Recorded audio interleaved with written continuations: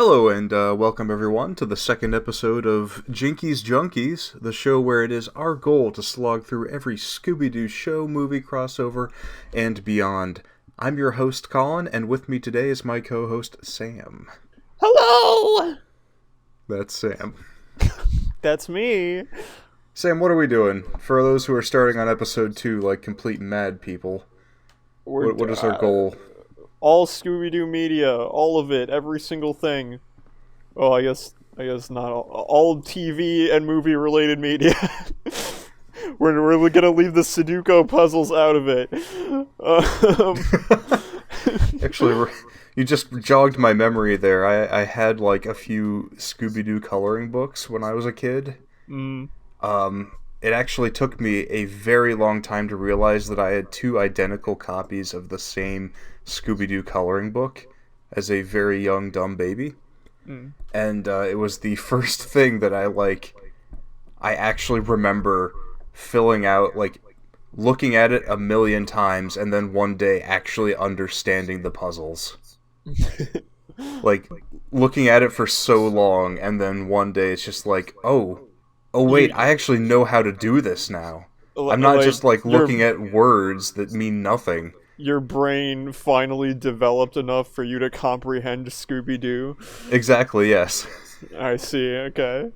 That a fascinating thing how the human mind works. I mean, technically it was more of just, hey, I have comprehension of figuring out puzzles and reading. Yeah, I've learned what letters mean. Exactly. Through the context of Scooby-Doo. You cracked the code. You solved the mystery, gang. Holy shit. You think Fred would be proud of me? Yeah. I don't care what the others think. Do you think Fred would be proud of me? I think he would be. Thank you. I think, before you learned how to read, you would have shown him that page and you would have been like, Fred, I don't get it. What is this? And he would have been like, I don't know. That's very much a thing that Fred would say. Yeah, his famous catchphrase. So yeah, we have to make it through all Scooby-Doo media, and we're gonna do it in a very slow and nitpicky fashion. As God intended. As God intended. We're gonna analyze these fuckers more than the people who drew them, and it's gonna take a million years, and it's been fun so far. So, ready to keep going. 2 episodes in, it's been fun so far. I had a blast last week. It was good. It was a good time. Before we kick off this second episode, I wanted to kind of call back to the previous episode. There is something I looked up. I don't know if you remembered to look it up. I did not. There was the bottle with the message in it. Yes, okay. Do you remember what the bottle with the message said? I said, like, no return something? Fuck, I don't remember. It was no deposit, no return. Okay. So I looked it up, and so this is one of those outdated references. Like something that, like, us in modern times, most of us wouldn't understand. It's not a practice that is done very often these days. Okay. But it calls back to the days when glass bottles were more prominent for drinks, like sodas and milk and such. So you would pay a deposit on the bottle itself that is holding the soda or whatever liquid is inside, and then you could return the bottle and they would pay you back for the bottle. So okay. There was a deposit that was put down on the bottle. So, like, so the joke is just that's just a thing that was written in bottles sometimes, so they just found a normal bottle? Oh, it was written on, like, plastic bottles, when plastic bottles became a thing, because they wanted to make sure people knew that you didn't need to pay a deposit, and that you didn't need to return the bottle. So was it ever written on a slip of paper like that? I don't think so. I think it was just, like, printed on a label. And also, the bottle that they found with the note in it was a glass bottle. Okay, so the joke still doesn't really make sense. Correct. Okay. You were not wrong. Alright, fine. It's good. Good job, Hanna-Barbera. Great work. It's like, hey, look, there's a bottle. Here's a thing that bottles did. All right. Well, that's another mystery solved, gang. We did it. We solved another mystery. That's also our goal, is to solve 1,000 mysteries by the end of the series. Boy, we should probably start keeping track of that. How many have we solved so far? I couldn't tell you. Okay. I guess that's another mystery. We'll just say that we reached 1,000 by the end of the series and call it good. Alright, sure. Alright, so let's actually get into this here. Yep. So today we're focusing on episodes 3 and 4. Episode 3 is Hassle in the Castle. And how does this one start? So this one starts with, I think, a very, I didn't think about this. I didn't think about this when I first saw it. It starts with a castle in the fog on an island. Just kind of a shot, like an establishing shot. And it shows a ghost with a telescope looking out. Mm. So that's very funny to me. Yeah. In two senses here. It's funny that either A, a ghost would need a telescope, Right. or B, a man dressed as a ghost would be using a telescope, because he'd be expecting someone to be looking at him, and he would need to be dressed as a ghost in order to fool them. Yeah. So, like, the people he was looking out for were far enough away that he had to use a telescope to see them, but just to be safe, he still wore his ghost costume, even though they would not be able to see him. Exactly, yes. Uh-huh. Either way. Maybe he just likes it. That's true. Maybe that's just how he feels comfy. That is a third option that I did not consider there. Alright, ghost with a telescope on a castle. I guess that's like John Cena in his Peacemaker costume. Yeah, he shows up to every interview in his ghost costume. I like the idea of just the Scooby-Doo villains being interviewed, going on like... I blanked on literally any talk show host name. Jimmy Fallon. Jimmy Fallon interviews Minor 49er. And he goes, "Meh," and Jimmy goes, Slaps the desk 1,000 times. Yeah. Alright. Not to jump ahead, but do you think Minor 49er these days would be a Bitcoin miner? Yeah, absolutely. I believe his motivation was monetary, so yeah, Purely, sure. yes. Yeah. Anyways, we'll get to that later. We'll get to it. So, for now, there's a ghost with a telescope, and the Scooby Gang is out boating in the middle of fog at night, just for fun, because these kids are freaks. They tend to do their most fun activities at night. Yeah. Wait, they didn't establish why they were boating. Like, Fred just said they were boating, and that it was his boat. Well, I guess he didn't say it was his boat. It could have been a rental. We don't know.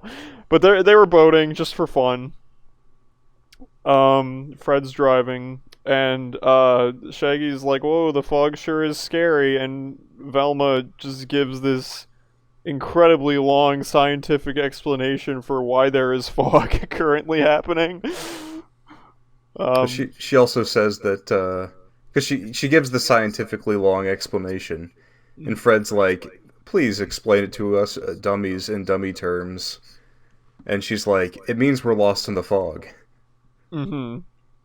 But also, Shaggy wasn't there at this point, because Shaggy hears the phrase "lost in the fog" and says, "Did someone call me?" Yeah. Which I like to imagine implies that Shaggy was either acknowledges the fact that he is often just his mind is up in the sky, or he is smoking weed at that point. I think it's both. Definitely both. Very well could be both. So Shaggy decides to do something amazing here. He gets in the mood for a super Shaggy sandwich. Um, Please tell Colin, us. Oh, okay. no, I was gonna ask if you would like to tell me. First of all, just tell me what ingredients Shaggy claims is in a super Shaggy sandwich. So, according to Shaggy, and I quote, a super Shaggy sandwich is a double triple decker sardine and marshmallow fudge sandwich. Mm-hmm. We get a visual of it. Yes, we see him holding the Shaggy sandwich. I believe he lists the ingredients while he is looking directly at the Shaggy sandwich. Yeah. Um, None of that is right. Nothing is right. It is not a double triple decker because that would imply that there would be like 6 pieces of bread. I think, but no, it's way more than that. There's no sardines, no marshmallows or marshmallow fudge, whatever that is. It is just a giant stack of bread with lettuce in between it over and over again. Just two ingredients, as far as we can tell. Yeah. Which is very funny because, like, if you look at the sandwich, there are multiple layers in which there are two slices of bread on Hmm. like on top of each other, Hmm. which to me implies that he just took a few sandwiches and stacked them on top of each other. Yeah. He just took lettuce sandwiches, essentially. He lied. He lied to everyone about what he was making. Oh, also there's an olive on top. Yeah, But again, that wasn't in his list of ingredients, so he still lied. yeah. And then Scooby eats it. Yeah. He opens his mouth real big like a snake to bite the sandwich, He and unhinges his jaw like a demon of the night. and then he snaps down on his own mouth Mhm. in a way that I had imagined like teeth would crack at the Yeah. force. But Shaggy is a god, so it doesn't happen. How powerful is Scooby's bite? We need to keep track of this throughout the series. Oh What's gosh. Does he we- does Scooby, I can't remember this. I feel bad because I just watched this. Does Scooby like actually bite it or does he like suck it up? I don't remember. Cuz I feel like a lot of times when Scooby steals Shaggy's like food out from away from him, it's just him like vacuum sucking the food away from him. Yeah, we'll have to keep an eye on that for future reference. Yeah. Figure out what Scooby's preferred method of consumption is. What his preferred method of fucking his best friend over is. Yeah. One of his favorite pastimes. All right. So that happens, and then I believe the next thing that happens is the gang lands on an island, and Oh, as oh nope, is there something else? I was gonna say, not just lands on an island, they fucking wreck their ship on the island. Oh, okay, Yeah, they yeah. crash, they run their ship aground, crash it in, like, the sharpest rocks. Hmm. Like, this one patch of sharp rocks. And I believe Velma here says something like, "This must be Haunted Isle." Um, so this place is it's just called Haunted Isle. Which I think is pretty cool. Like, people know what it is. They're not beating around the bush with it. Yeah. It's Just haunted. it's I would expect it to have some other name and like maybe that's just the local nickname, but no, I'm pretty sure that's just what it's actually called.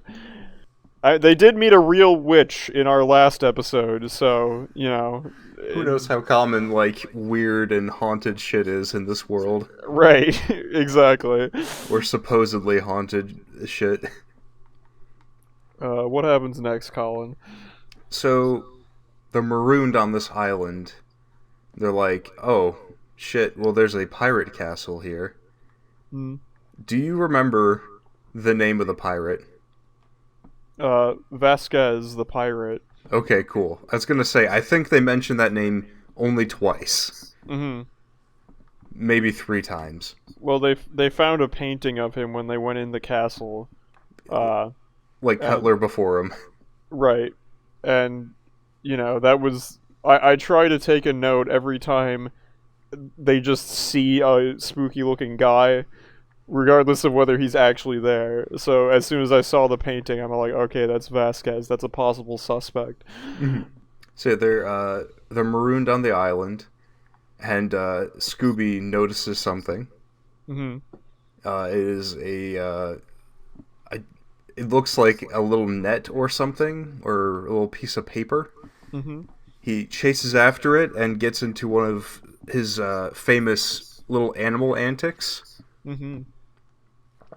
In the previous episodes, he messed with a frog and whatnot. This time it is a crab. Like this thing, the thing that is moving has a crab underneath it. Although it is not a cartoon-ass crab, it is a real-ass crab.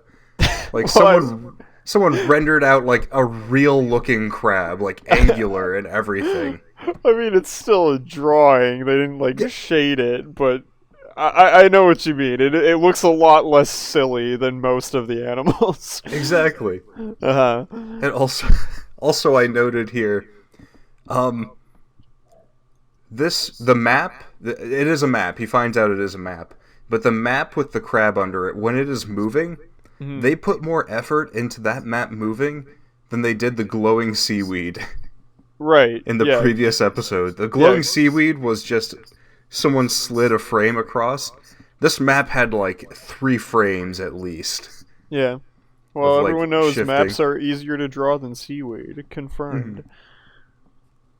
So what happens? What happens with Scooby and the crab? I mean, he catches it, and they pick up the map, and the map says "danger" on the back of it.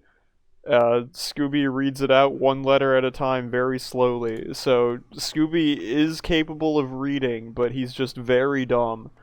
I don't know. I guess you can look at that. He's either very smart for a dog or very dumb for a human.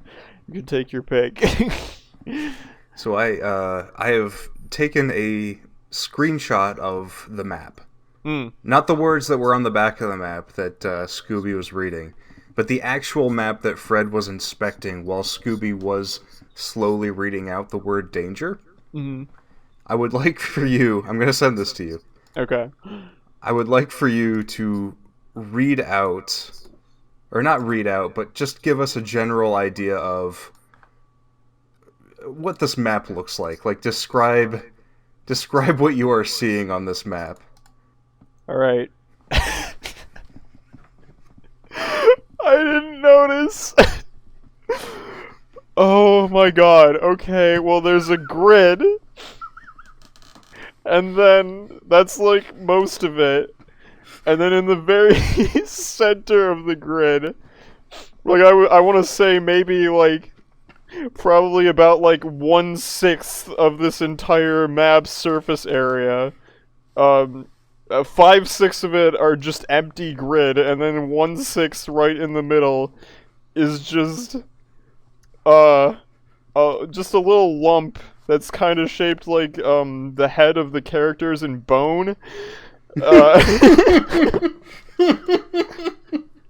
Or a little Runmo if you're the Newgrounds type.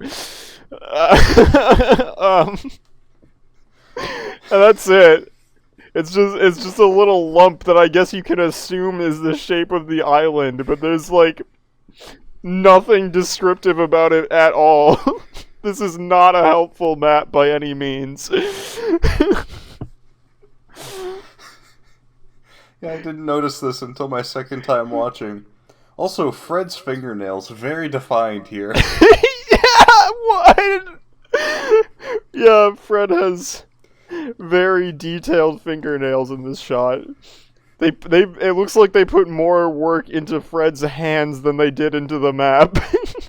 I guarantee you they did. Yeah. Alright, so beautiful. That's what Haunted Isle looks like. It looks like Bones/Little Runmo's head. I was initially gonna say it looks like a wonky Among Us. That too. That it does. Basically, the point is, it's just like a lumpy bean that doesn't tell you anything about like where you are or what the geography is or landmarks or anything. In fact, I don't even know if you could consider this a map. No.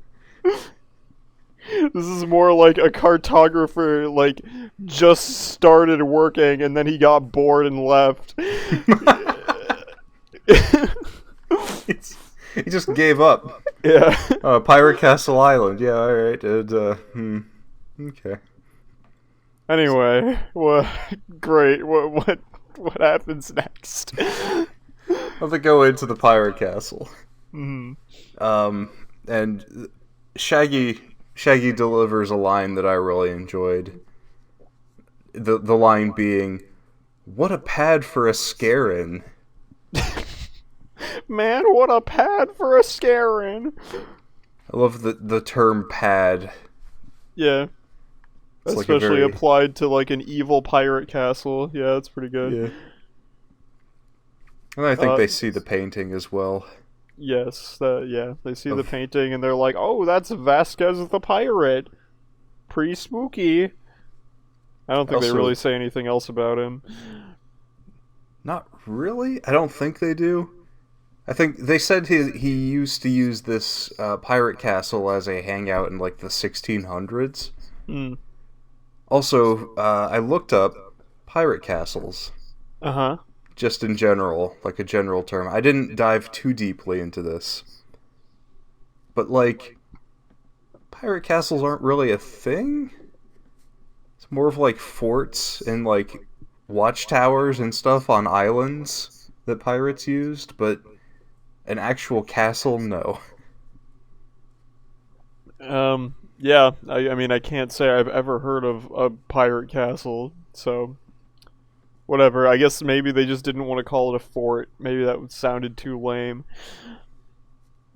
Yeah, it's for the young kids, little kiddies. It's for the babbies. Little babbies. And then they're walking and a transparent ghost follows them. Yeah. And at some point around here, Shaggy says, "Man, this is plenty spooky." And the laugh track laughs. Like they just like his pain. Like that wasn't a funny line at all. He was just like, "Oh man, I feel uncomfortable," and the laugh track's like, so that was a fun moment. I love how inconsistent the laugh track is. Yeah. It's very good. I think there is one instance in this episode where just like there's a rogue man laughing off the laugh track, which is strange to think because I think the laugh track is a modular thing because they didn't record people watching the episode or anything. So you mean they're just like playing different clips of people laughing on top of each other? Well, have you ever heard of the laugh box? No. I definitely suggest everyone listening to look up the laugh box. I think NPR did a whole article on it. There might be a few different things that have talked about it, but the laugh box was an actual like a big physical box that a man had like programmed for creating like laugh tracks essentially. And you could have like different settings for like the number of people you wanted laughing or like what type of laughter or different types of reactions. And so he and only like maybe 2 other people that worked for him knew how to operate the laugh box.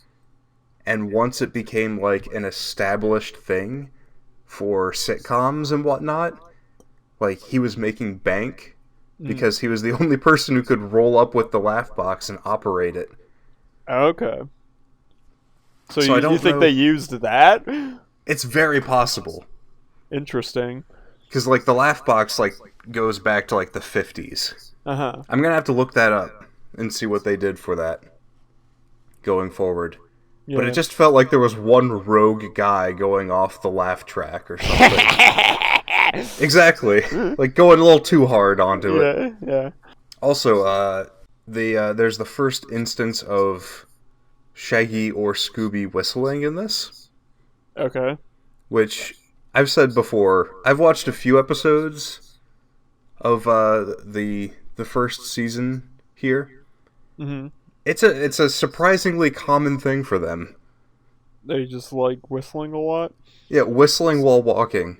Hmm. I don't know if it was just like a way to make them do something interesting while meandering, Well, but they whistle. I feel like it's probably supposed to be like a coping mechanism for fear, right?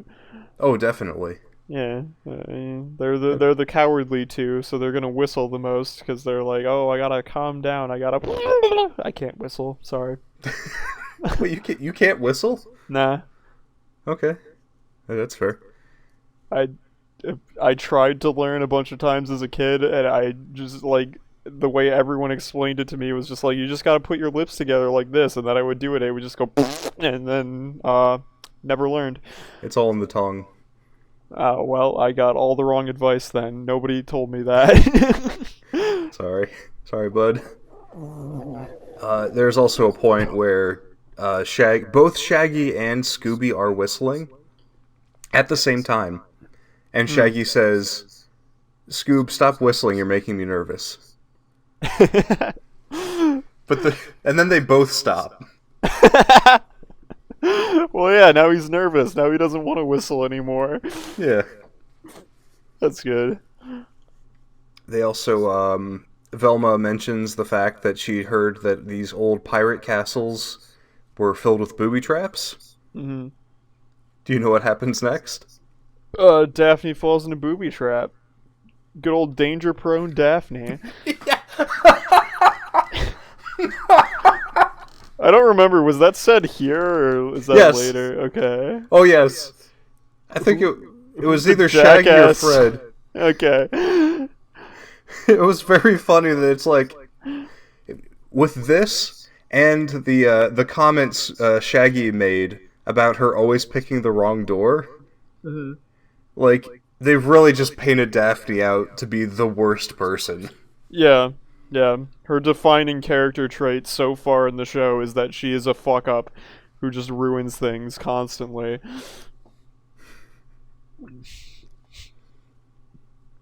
We love a disaster queen. She is the key disaster queen. So Daphne falls down a pit as they're trying to avoid the ghost, and the rest of the gang has to try and find her. They all dogpile on Velma. Oh, right, yeah, Velma, like, carries all of them. Yeah. So what's funny about this scene is, like, it shows, like, Shaggy and Scooby jumping up, and then it cuts to Velma carrying Shaggy, Scooby, and Fred Yeah. through the door. Maybe she caught the other two, and then she figured, well, as long as I'm doing this, I might as well just grab them all. She picked up Fred. Yeah. Is Velma... Oh my gosh, is Velma secretly the strongest in the mystery gang? I mean, according to what we've seen so far, I would say yes. We'll see if that changes over time, but if I were to make a power scale right now, Velma would definitely be at the top. I mean, like, maybe Velma should have been trying to break down the door to the museum in the first episode. Yeah, she probably would have succeeded. Oh my gosh. Well, congratulations, Velma. Congratulations on the getting the award for strongest mystery gang member currently. We'll see how long she holds on to it.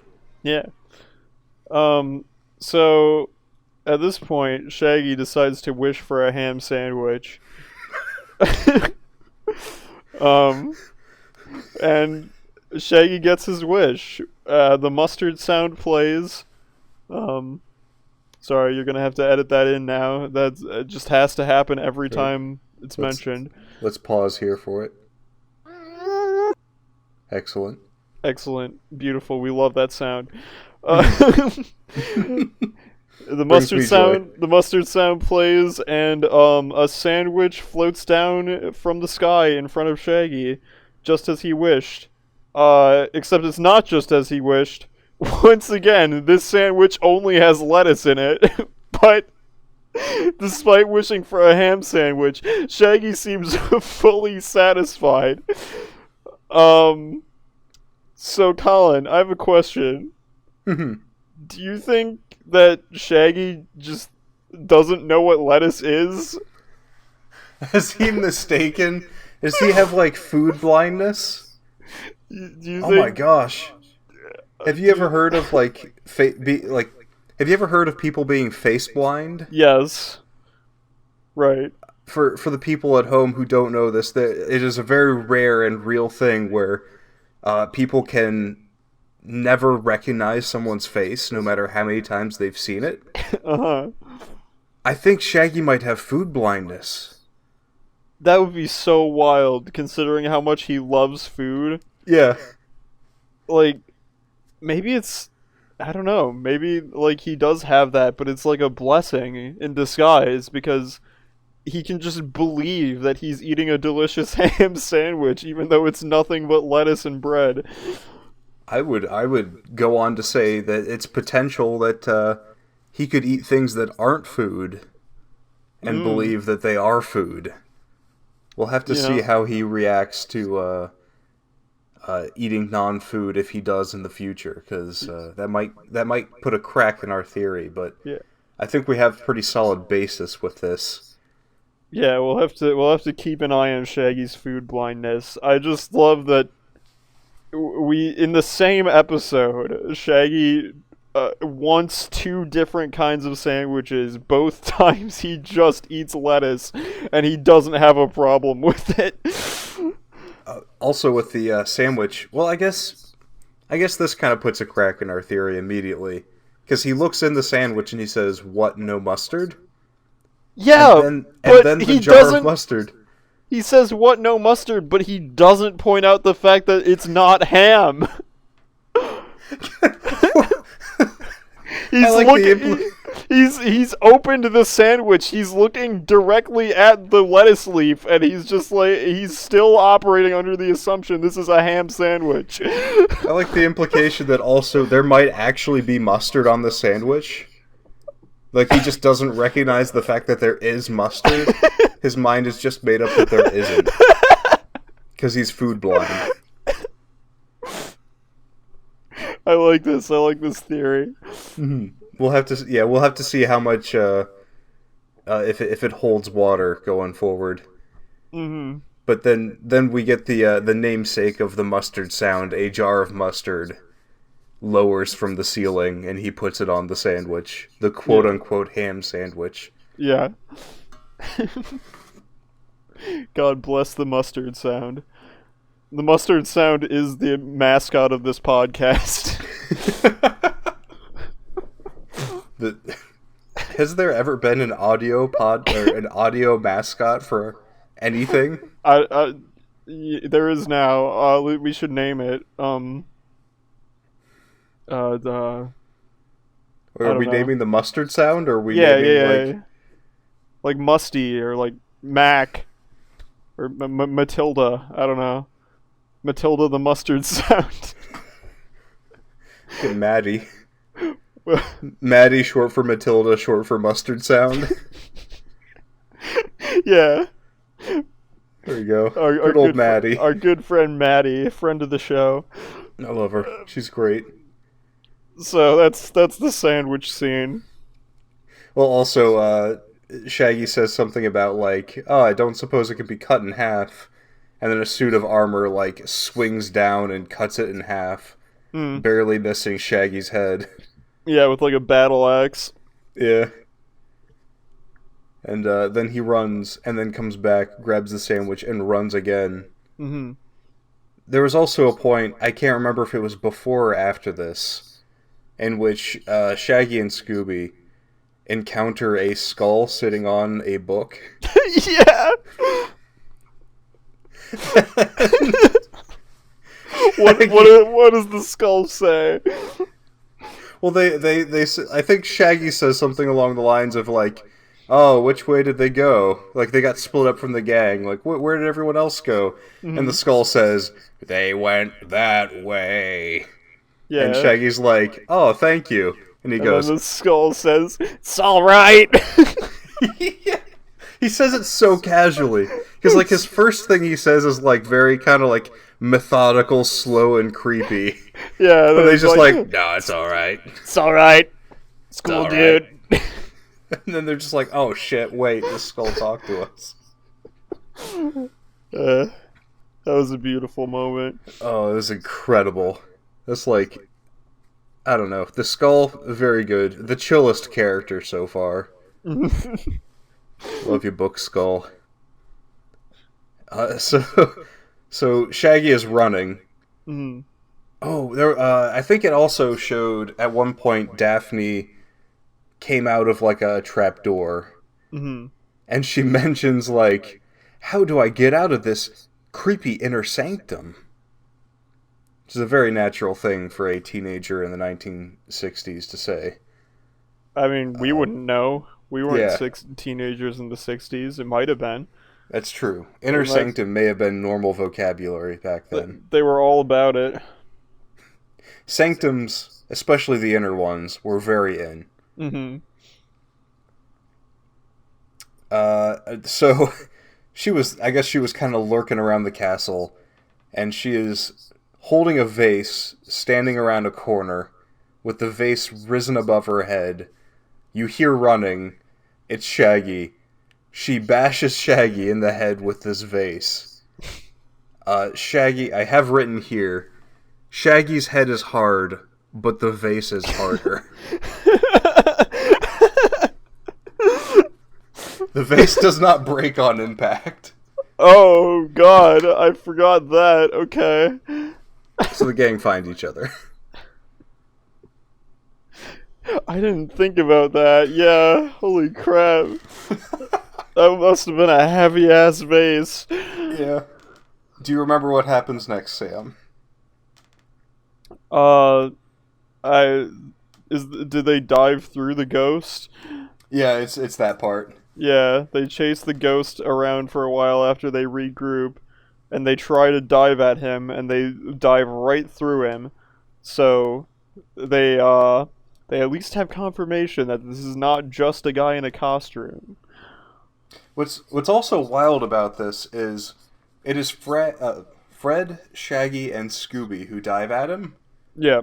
which is probably the bravest thing Shaggy and Scooby have done so far, Yeah. without being bribed for Scooby snacks. True. Yeah. A wild thing that would never happen in later series, I think. Mhm. So they try to tackle the ghost. And what I enjoyed was when they go to tackle the ghost stops, stands still, and just kind of smugly stands there with his arms crossed. Oh yeah. He's like, "Yeah, I fucking know what's gonna happen. I'm a Come at me." fucking real ghost, dude. Yeah, You think you've got this figured out? I'm the real deal. yeah. So And then they also, yeah, they dive through him and they're spooked. and Velma declares that this castle is scientifically haunted. Does she say scientifically haunted? No, I use the word scientifically, but like, Okay. she's just like, there's only one explanation, it's haunted. Well, I mean, last time she said, that ghost powers were at work almost immediately. So, this Velma is very willing to believe in the supernatural. Oh yeah. Do you, so, And they did meet a real witch. they have. I will never let that go. So, yeah, magic exists. We Mhm. know that magic exists. Monsters don't in this world, obviously, Mhm. but magic does. Mhm. So, do you remember what Daphne finds? Uh, Daphne finds a key. Just a Uh, regular key? a very big key. How That big of a key did she find? Oh, I don't have a picture of it, but I believe it was like probably like as long as her arm.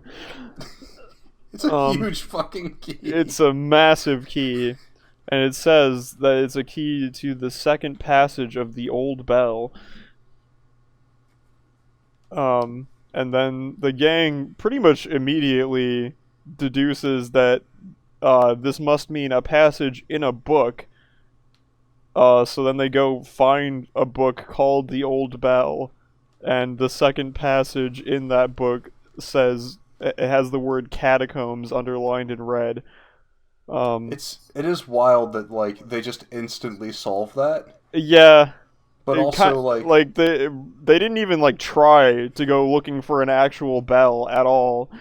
They were just instantly like, "Oh, I know what we gotta actually do."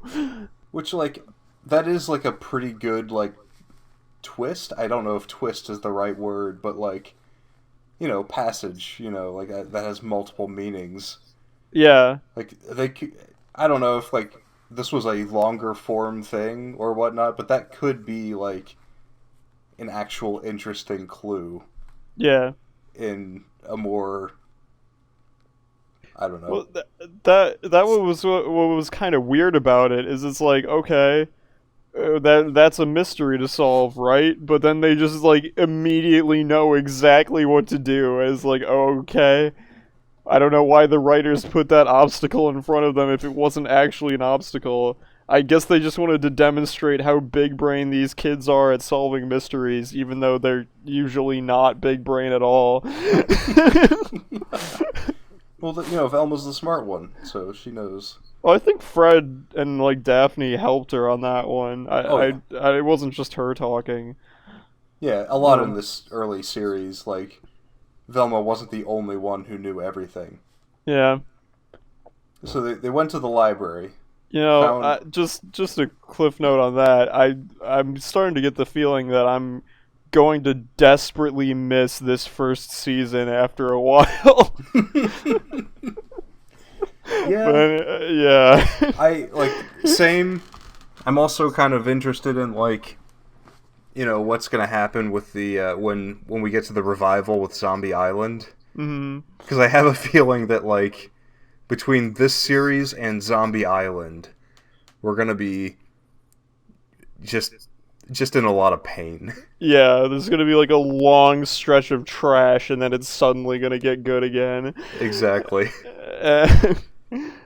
So I have here the book, The Old Bell, a screenshot.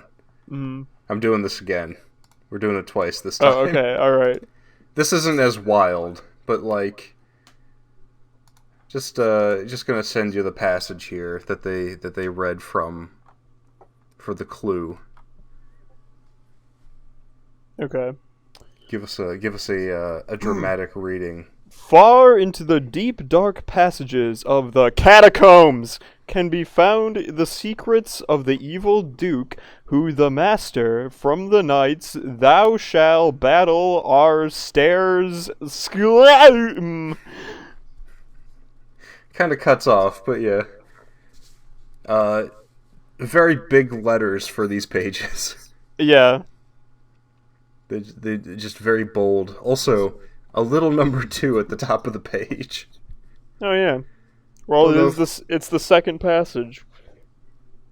That's true. Yeah. Huh. I didn't put that together. Also, the bookmark is in there. Well, they might have put it there. That's true.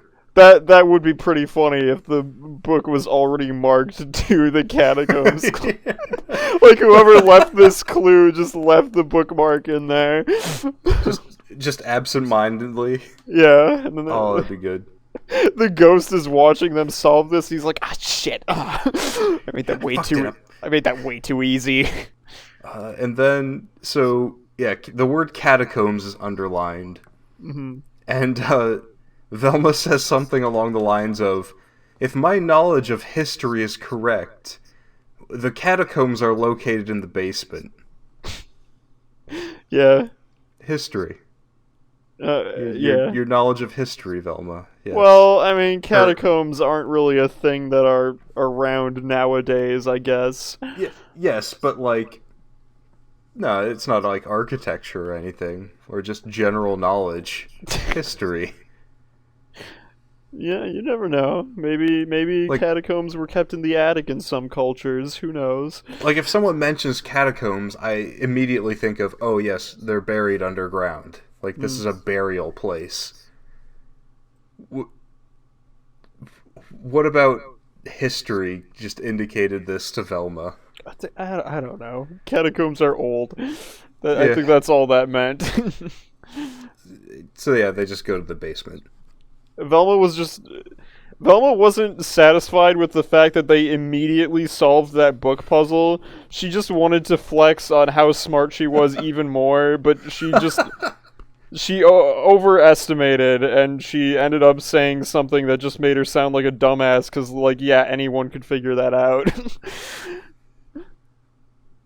Excellent. Yeah. Loving Velma and her. What did we say before? It was like her actually energy. Yeah, yeah.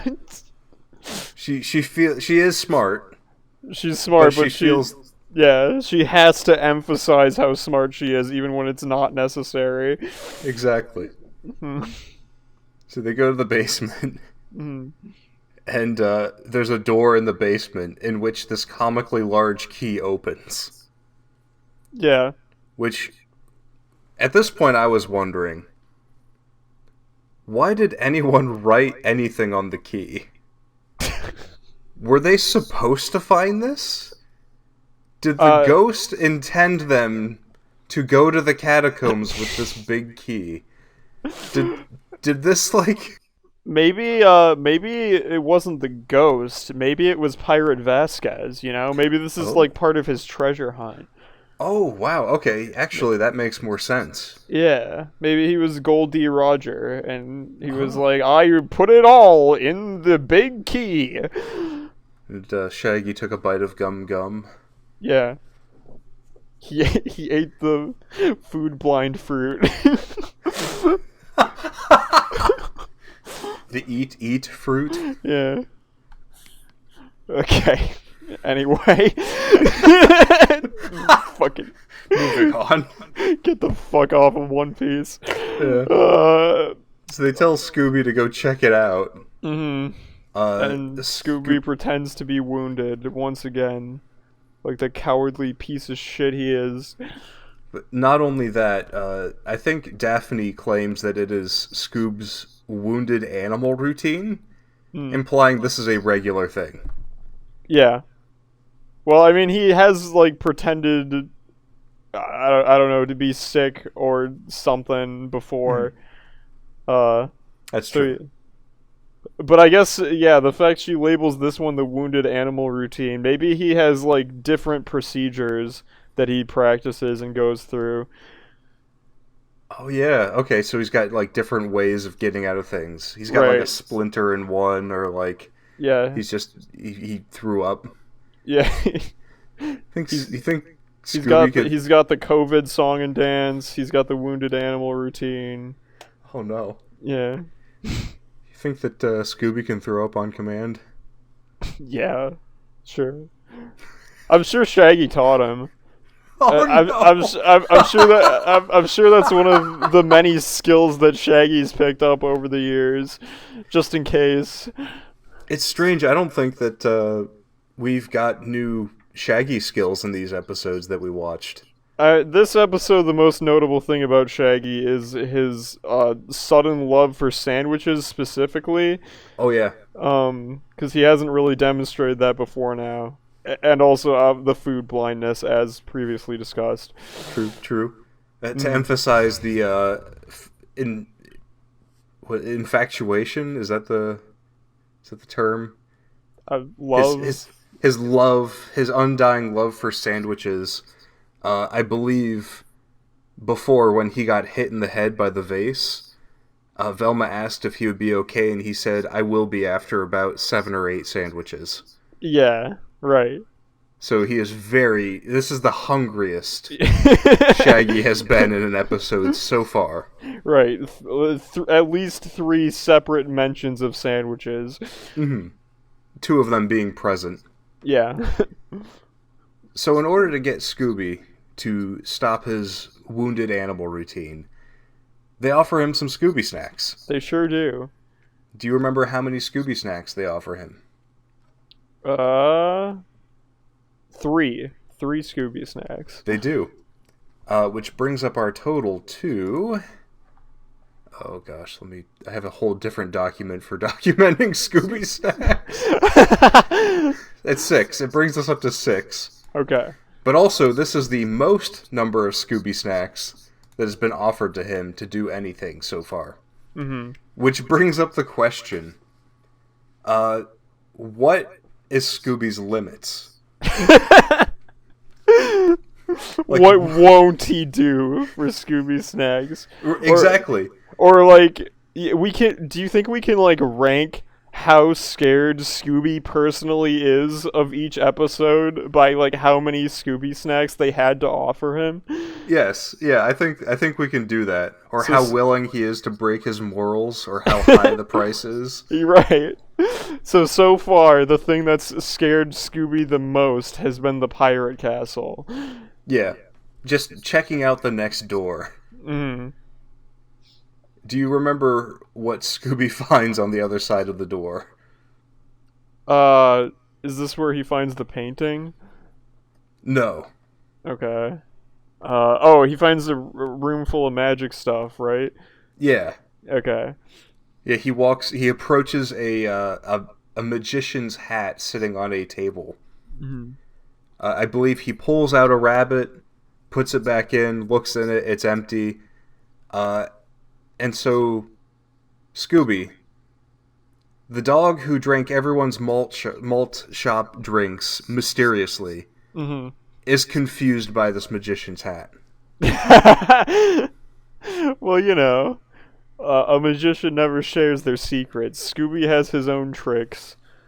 This hat has a completely different set of rules. Yeah, so they all come in, and Shaggy's just like, whoa, fucking what? Look at all this stuff. Golly jeepers. He's like listing off all these things that are all just magician items. Right. Like disappearing. I didn't write them down, so I don't remember all of them. There's hats, there's weird mirrors, there's the saw in half box. Yeah. All the classic magic tricks. There's something about the way he's like listing them off too. It's almost like in the recording booth he was trying to be a little quieter. Okay. Or something, or maybe he was just like the character is whispering, or trying to keep his tone, his hushed tones, or whatnot.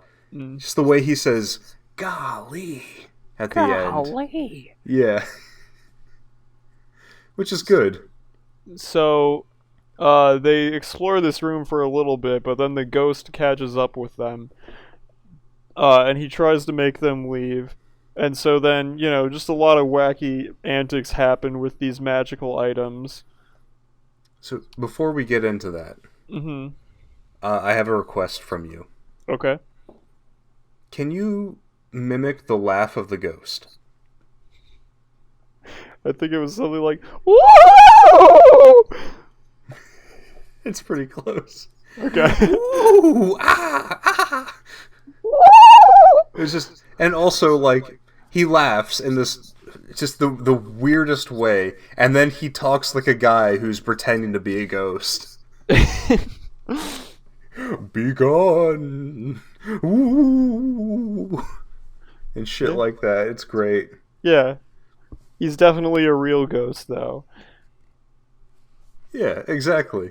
Because they could go through him. He's got a transparency to him. Right.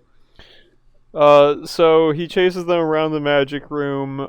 He cuts Shaggy in half in the saw in half box. Yes! But it turns out it was just a dummy head in the top half. Shaggy is fine. Although that does, that raises some questions now. Yeah, I have written here in my notes, Ghost has model of Shaggy's head. Yes, Ghost has lifelike model of Shaggy specifically, ready to go for this. There's also a point where the Ghost says, something along the lines of "Leave this place or you will pay." Mm-hmm. And Shaggy pulls out 4 bits. Shaggy has 4 bits on him. Maybe he picked them up somewhere else in the pirate castle. You know, they're pirate bits. But like bits, I kind of wonder, is 4 bits a reference I to don't know. something at the time, a timely reference, or is it just hey bits? Shaggy invests in crypto. Shaggy is a crypto king. Yeah. Really into the Scoob coin or whatever. I don't know. Doge. Sure. Yeah. So, yeah. After the cut in half box, as the chase scene goes on, Fred and Daphne find a flying carpet. And it works. It's rolled up, and they unroll it. They unroll it, and they're just like, "Oh, this must be a flying carpet." So they get on it, and it flies. It says magic carpet like labeled on the side of it. Yeah. Do you remember what Fred says to make it fly? No. He says something along the lines of, "Let's see if this trick works. Alley go oop." It says the words "alley go oop" and it lifts and flies away. Yeah, so they are successfully making their escape with this real flying carpet. I don't think we ever get an explanation for this. I have to assume it's real. We get a half explanation that doesn't make sense at the end. Okay. Well, yeah. Anyway, the flying carpet flies out of the room until Scooby fucks it up for them. He like tries to jump on and it gets all messed up and falls over. And I think I don't know. They just get away from the ghost after that. I think they lose him. Yeah. Yeah, they do lose him, and then like that's when Fred deduces how to make a trap to trap the ghost. Yes. And someone says like, "Well, you can't trap a ghost," and Velma's like, "Yeah, I think we can trap this one." Yeah, even though they've like established the fact that they can't catch him. Yeah, they can't touch him, but they're very confident that they will be able to this time. Because Fred has seen the things lying around the castle, and he's figured out the perfect ingredients for the perfect trap. Do you remember what those ingredients are? I actually do. Okay. It is the suit of armor. Yes. The crossbow. Mm-hmm. The spring. Uh-huh. And the cannonball. Yes. Remember those 4 items. Suit of armor, crossbow, cannonball, and old spring. I'm sure they will all be very useful and definitely used in the final trap. Mm-hmm. 100%. So, they've got their plan for this elaborate machine they're going to build with those 4 items, but they need to lure the ghost into it. Who do you think gets the job of luring the ghost? Well, Scooby does, but there's a problem. What's the problem? They're not sure if the ghost will chase Scooby because he's a dog. Oh, what? The ghost is biased against dogs? I have no idea what their logic is here. I think they just wanted to put Scooby in a human costume. Yeah. That is essentially it. So, yeah, Scooby gets in a trench coat because I guess it's necessary for a human to be the bait, and none of the other humans could possibly do it, even though they weren't doing anything. They really push Scooby under the bus a lot in this first series here. Yeah. They're just like, you're doing the shit we don't want to do. Yeah, you're a dog. You are a second-class citizen.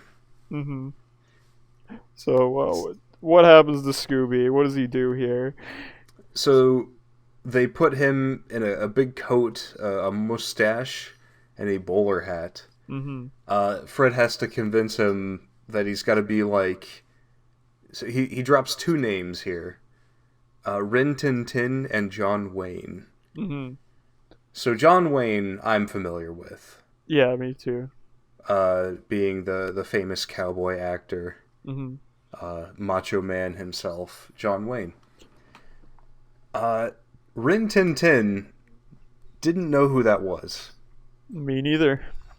I looked this up. I had to look this up. Mm-hmm. So according to Wikipedia,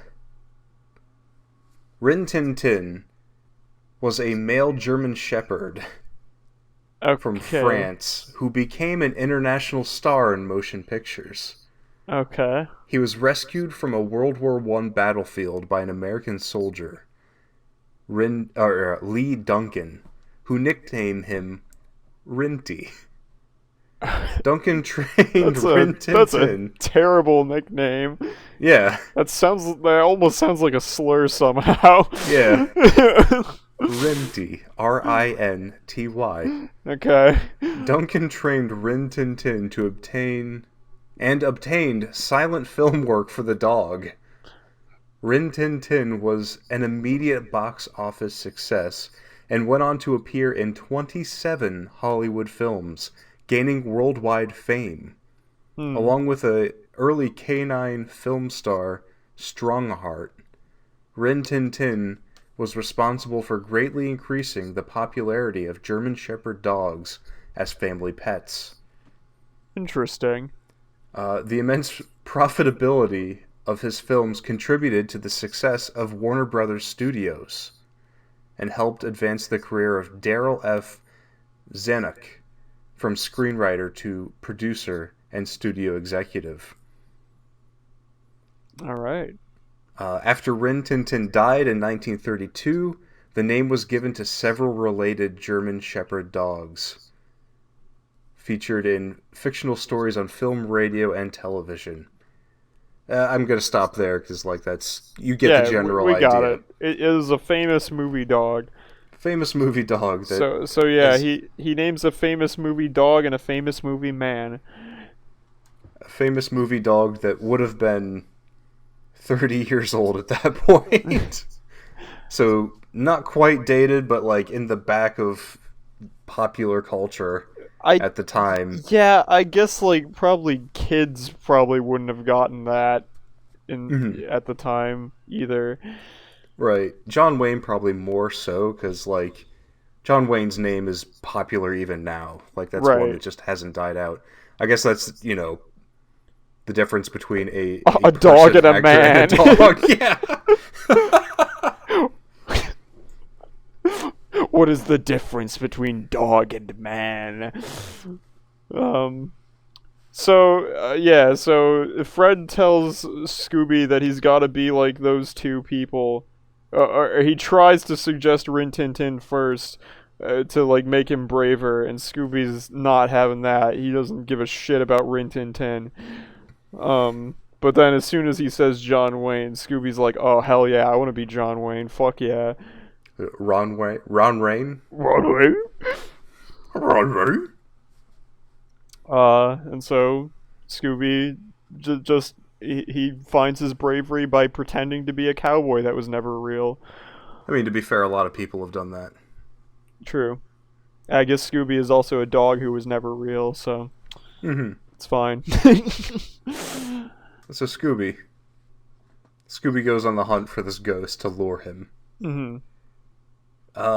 One notable thing that I guess two notable things here.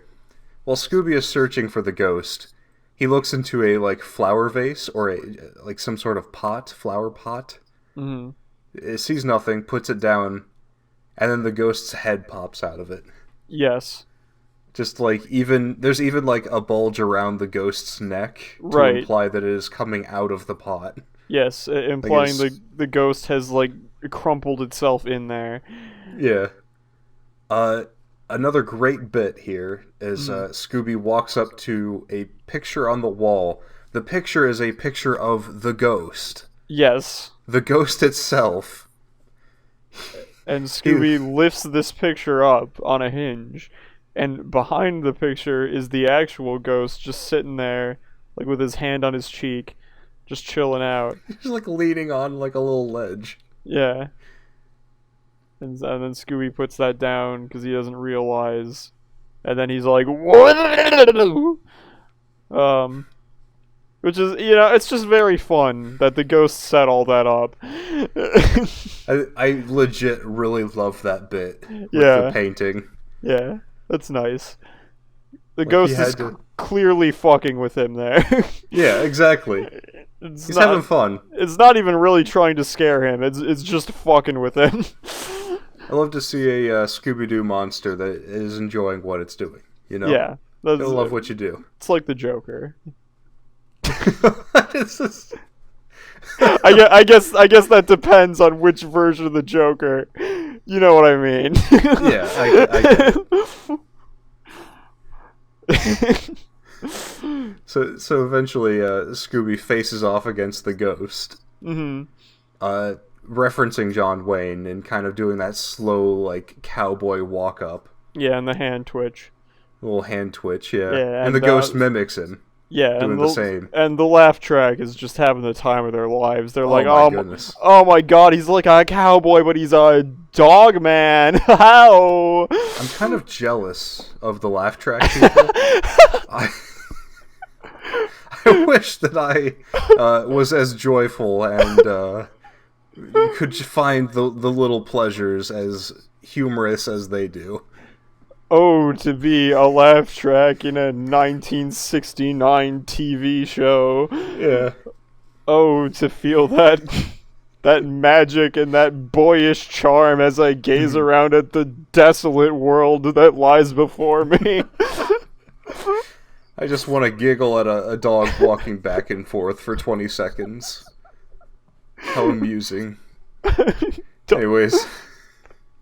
Dogs don't stand on their hind legs. What absurdities lie before me? He doesn't... Well, I guess he does. Yeah, he does when he's in human disguise. Mm-hmm.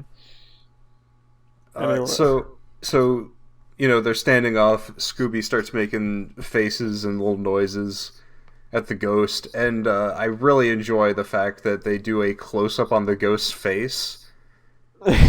Just the ghost kind of does like a little like, what the fuck?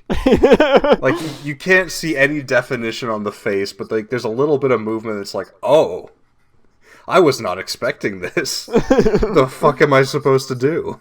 And then it chases him, of course. Yeah. And so, after a while of chasing, Scooby runs towards the trap, but he ignores Fred's command to jump, and so Scooby falls into the trap, which turns out to be an incredibly elaborate Rube Goldberg machine made of way more things than the 4 things Fred listed earlier. Yeah. Colin, do you by any chance know what this new trap was made out of? Like, I don't blame you if you don't. I didn't take notes on that. It was too many things. I didn't take notes, but I'm going to try to remember. Uh-huh. Because I remember Scooby slides up the side of the knight armor that was mentioned. Uh-huh. He lands on I think it's called like a fire stoker or whatever, like, the big fan thing for fires. Mm-hmm. Like that pushes air. Yeah, the big accordion thingy. Yeah. The I don't know oompapa. Yeah. And that pushes air through a tube or a hose of some sort. And this hose just so happens to be lined up right to blow a block of wood out of the way to release an anvil. Mm-hmm.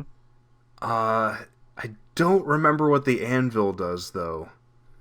I think maybe the anvil lands on something like a teeter-totter and launches the cannonball? Mm-hmm. And the cannonball... Ooh. I've forgotten. It's like 10 different objects that react to each other within the span of like 5 seconds. It's a lot. It's way more than the 4 things Fred mentioned is really the main point. And it ends with the only important object in the whole thing, which is just like a basket. Well, it's a basket with a crossbow bolt attached to it. Sure. It just wedges itself on Scooby's ass. Yeah. drops a chandelier to pull him up. Got a whole fucking I Spy page laid out here, and all that actually matters, all it actually does is launch a basket to trap him. It's like, okay, great. Fuck you, Fred. But it hoists Scooby up by the rear end. Mm-hmm. I have written here on my notes, Scooby thick. Scooby very thick. And so Scooby is now hanging from the ceiling. And the ghost has everyone else cornered. Mm-hmm. And is saying something along the lines of, I warned you to leave, ooh, now I got you, or whatnot. Which, at this point, Scooby falls from the ceiling. He's loose and lands on the ghost. Mm-hmm. But I want to explore what would have happened if Scooby had not landed on the ghost. Like, what would the ghost have done next? Yes. Was he going to kill them? I don't think so. This man had no weapons on him. I'm sorry, Yeah. ghost. Was he... His whole, like... Because he's a ghost, and he's got this whole elaborate setup to scare people away. What happens when he has people that are cornered and cannot be scared away? Because he is, like, physically stopping them at this point. Maybe... I don't know. I don't know if he knew. Was he just... Maybe in his mind he was just like, oh, shit, what, like, these kids just won't leave. I'm completely out of options. Fuck. I'm gonna have to roll with it. I'm gonna have to fist fight him. I want to see Fred box a ghost. I love the idea of, like, this ghost is just rolling with it. He doesn't know what the fuck's going on. He's like, oh, I gotta do something. And he just decks one of them. And they're just not expecting it because it's a ghost. I mean, that's the only way to escalate the fear, right? Yeah. It's like, oh shit, he laid hands on me. He's tried everything short of actually harming them. So yeah, maybe that is the next step, is just like clobber one of them. And then they're like, oh, this is getting real now. Okay. Also, they can't leave. They physically can't leave because their boat is wrecked. True. Which makes it even better. Because I'm sure, like, maybe if this ghost had provided them with a means to get off the island, they would have gotten off the island. But, yeah. But Scooby lands on him, and it's proven that he has a corporeal form, even though he still looked transparent at this point, I'm pretty sure, but fucking whatever.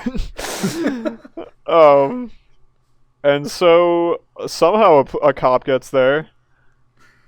Yeah, they say something along the lines of, like, oh, we spotted your boat and thought we'd investigate. Yeah, so a cop's there now. And, they reveal who the ghost is. You know, I was thinking, like, oh, maybe it's Vasquez. Maybe it's somebody related to Vasquez. That's literally the only person that's been mentioned this entire episode. No. It was Bluestone the Great, a magician who's wanted in 6 states and has not been mentioned at all. I love that so much. Because, like, they kind of... they set it up where it's like, oh, there's a whole bunch of magic shit in the basement here. Right. But, like, yeah, nothing mentioned about this. And also, this is not the only time this happens. Mm-hmm. Where, like, it's just, hey, this is a random dude who is never mentioned at all. Which, in all honesty, I'm kind of okay with. Yeah. I mean, it's not like I'm ever actually trying to solve the mysteries in these anyway. Right. So, I mean, it's fine, but it is also just funny. That's like, okay, supposedly part of the premise of this show is that it's a mystery, and that's impossible for the audience to solve. Also wanted to point out how tired the cop looks. Yeah. He's just got, like, also with any of the sheriffs, like, they always make sure to put, like, bags under his eyes. Like, this is a man who's seen things. Well, there do seem to be a lot of very strange illegal happenings in this world. The police force is very exhausted having to deal with all these weird ghouls and gremlins all the time. Yeah. So they explain how he did the levitating. Mm-hmm. And demonstrated by Shaggy, who says, "Look, no hands," and he's sitting there with his legs crossed, floating. And Velma says, "It's actually wires," as she's Yeah, like pulling on wires. Was this how they were trying to explain the magic carpet? The magic carpet that they had to unroll? that they had to unroll and that they seemed to be able to control. But also, yeah, like, it's wires. Someone had to be, like, manning that. Was the ghost, was Bluestone the Great actively helping them? Like, oh, they gotta believe this shit's real. I gotta lift this magic carpet and also lower this ham sandwich. I, I mean, he's a magician. I honestly think a lot of the stuff he did here was just like he just likes having fun with magic tricks. You say that, but, I think this place is actually haunted. You know, honestly, that's more believable to me than that magic carpet being on wires. So yeah, I'll give it to you. Again, they met a real witch. So sure, the castle was actually haunted. I like the idea of them going up to Bluestone like, yeah, it's pretty impressive that you made this magic carpet fly. And he's like, I'm sorry, what? Magic No, carpet? I don't have a magic carpet. no, dude, I literally all I set up was the ghost illusion and like the saw box. I didn't do anything else. The sawbox with your friend's head that I lovingly stitched in 20 minutes. Yeah. After getting a glimpse of one of you through my telescope. Yeah, that's what he needed. That's what he needed the telescope for. He's like, I got it. A little reconnaissance. It's time to get to work, boys. He says to himself. Yeah. Very much alone. I also have written here that Bluestone is very eager to give up his magic tricks. Yeah, a magician never tells his secrets except this guy. Yeah, Velma's like, how did you do the walk through walls thing? How does it that we couldn't grab you? And he's like, oh yeah, I used projector and mirrors. I'll show you. I'll show you how I did it right here. Look at this. I mean, I guess if he's going to jail anyway, he might as well just be like, I want to just show you guys how cool I am before I go. He was so eager, though. He was so eager. He's like, ah, yes, I'll show you how I did this. Come along. Come along. And they didn't have him in cuffs at that point, which is very funny. But of course, how else would he have, like, escaped or whatnot?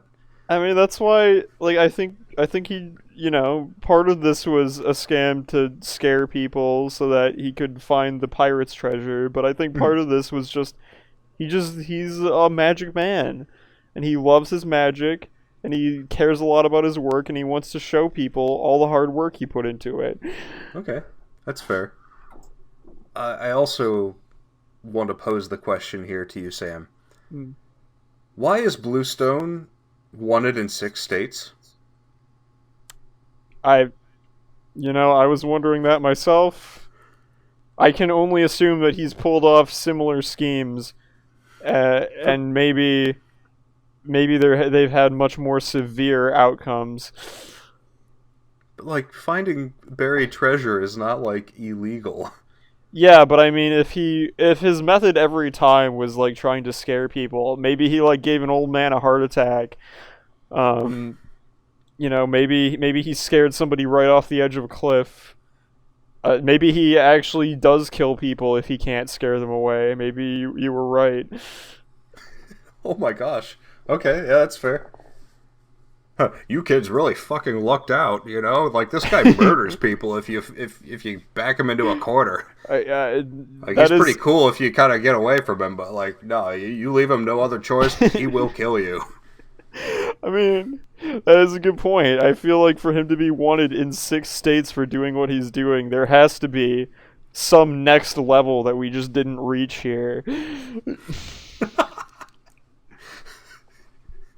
The second part of his plan, just ditch the gig, straight up murder. Yeah. So, and then the final, Scooby tries to dig up some treasure and he finds a gopher. Who gives a shit? That's the last Yeah. gag. Well, what I think is very funny is like, yeah, they determine, oh, Bluestone must have been trying to find the treasure, and then you hear Scooby growling and digging, and they're like, oh shit, let's check it out. Scooby, did you find the treasure? No, it's a gopher. There's Yeah. no one finds the treasure. Yeah. It's great. That's fine. It's hidden away in one piece. Yo. So, okay, before we go to the next episode, we got to do the fear rating for this one. Okay, yeah, sounds good. If you were actually in this scenario, what ranking would you give this, Colin? All right, 1969 Colin. No computers, no technology. Just a man in his wits with his friends on an island. Yeah. I would after you crashed on the island too. So, I think my rating would change throughout this episode. Mm-hmm. Before finding all of the magic tricks in the basement, I would be more scared. Just because, like the oddity that is the magic tricks, I'd be like, okay, something's up. Something's going down here. What is this? But before that, like, I'm stuck on an island with no communication. Yeah. That's pretty scary. Also, you've dove through a ghost. Yeah. That's pretty scary. That's convincing right there. Yeah, and it's also 1969, so there is, like, even today, there's almost no feasible explanation for that, but especially back then, there's no feasible explanation for that. Right. I think I'm giving myself a 9. I don't want to go quite 10, because in the previous episode, it was kind of established that 10 is being stuck and suffocating underwater, which I think I'd be more afraid of, but I think at this point, yeah, it's like an 8 or a 9. And then once we find the magic stuff in the basement, I'm like, maybe a 7 or a 6. Because I still believe that I cannot touch this thing.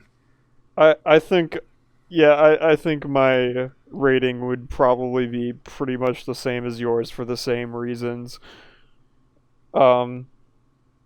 I think that after we found the magic room, I would probably no longer believe it was actually a ghost, but I would still, like, you're still marooned on an island with a man who is insane enough to set up this elaborate ghost scheme.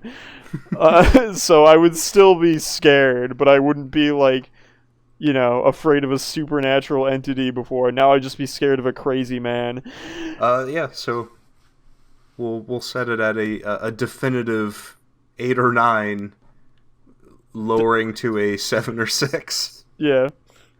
Later on. All right. That's good.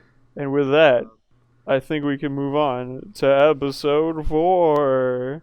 What do we got here? What happens in episode 4? Spin us a tale. Spin us the story. What happens at the beginning?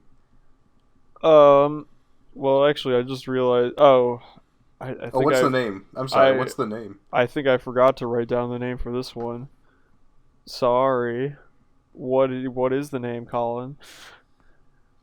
It's very funny. I also forgot to write down the name. I'm almost positive it's Mind Your Business. Mind Your Own Business. That's it. I'm gonna Google it real quick. Yes, Mind Your Own Business. Awesome. Okay. So it's called that because it's about a miner. Whoa. So, the first shot of this episode is a sign that says "Welcome to Gold City," and it's an abandoned ghost town. At night, of course. There's an old west town, and there's a mine, and there's a big, tall miner walking out of the mine. He has a big beard, and he's wearing miner clothes.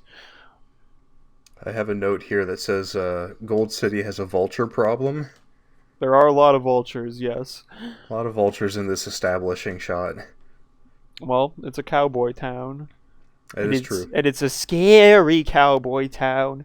And what could be more scary than vultures, the birds of death? What's also great about the first time we see the miner is it's just a man walking. Yeah. And as we'll discover more and more in this episode, Miner 49er is just a man. Yeah, that's gonna be every time we see the miner, really. Yeah. So we get the mystery gang riding in the mystery machine. We have a bit of an oddity here. At least I believe it's an oddity. Scooby's the only one in the back. Huh. The other four members are sitting in the front seat. They allowed Shaggy to sit on a chair like a human. Yeah, just so he could fuck up reading a map. Yeah, maybe that's why that he's back there most of the time. Because he just sucks at everything. Yeah, maybe they let him sit up front at first, but then he fucked up too many times, and they're like, get back there. Yeah. So, yeah, Shaggy was reading a map upside down, and so that's how they accidentally drive into Gold City. I also want to point out that Shaggy is good enough at reading upside down that he didn't even notice he was doing it. The pamphlet is also labeled Ghost Towns. Mm-hmm. So, like, they were bound to run into a ghost town anyways. Yeah, implying that's the only places this map leads to. Yeah. They pull up on the guest ranch, the Gold City guest ranch, and there is a vacancy sign hanging from it that looks pretty permanent to me. There's no hooks or anything to lower it. It's just a part of the sign, essentially. Well, it is a ghost town, you know. It's the whole thing's vacant all the time. It's kind of the point. Well, you get visitors and stuff, you know. Like, have you ever been to a ghost town? No. Like, usually, I mean, sometimes there's ghost towns where they're more of, like, tourist attractions. Mm-hmm. Where they've, like, maintained them or whatnot, and there's little shops set up in different buildings and whatnot. So sometimes, you know, it's just a touristy attraction. That's what I kind of assumed was the case here. Well, but, regardless, the sign is correct today.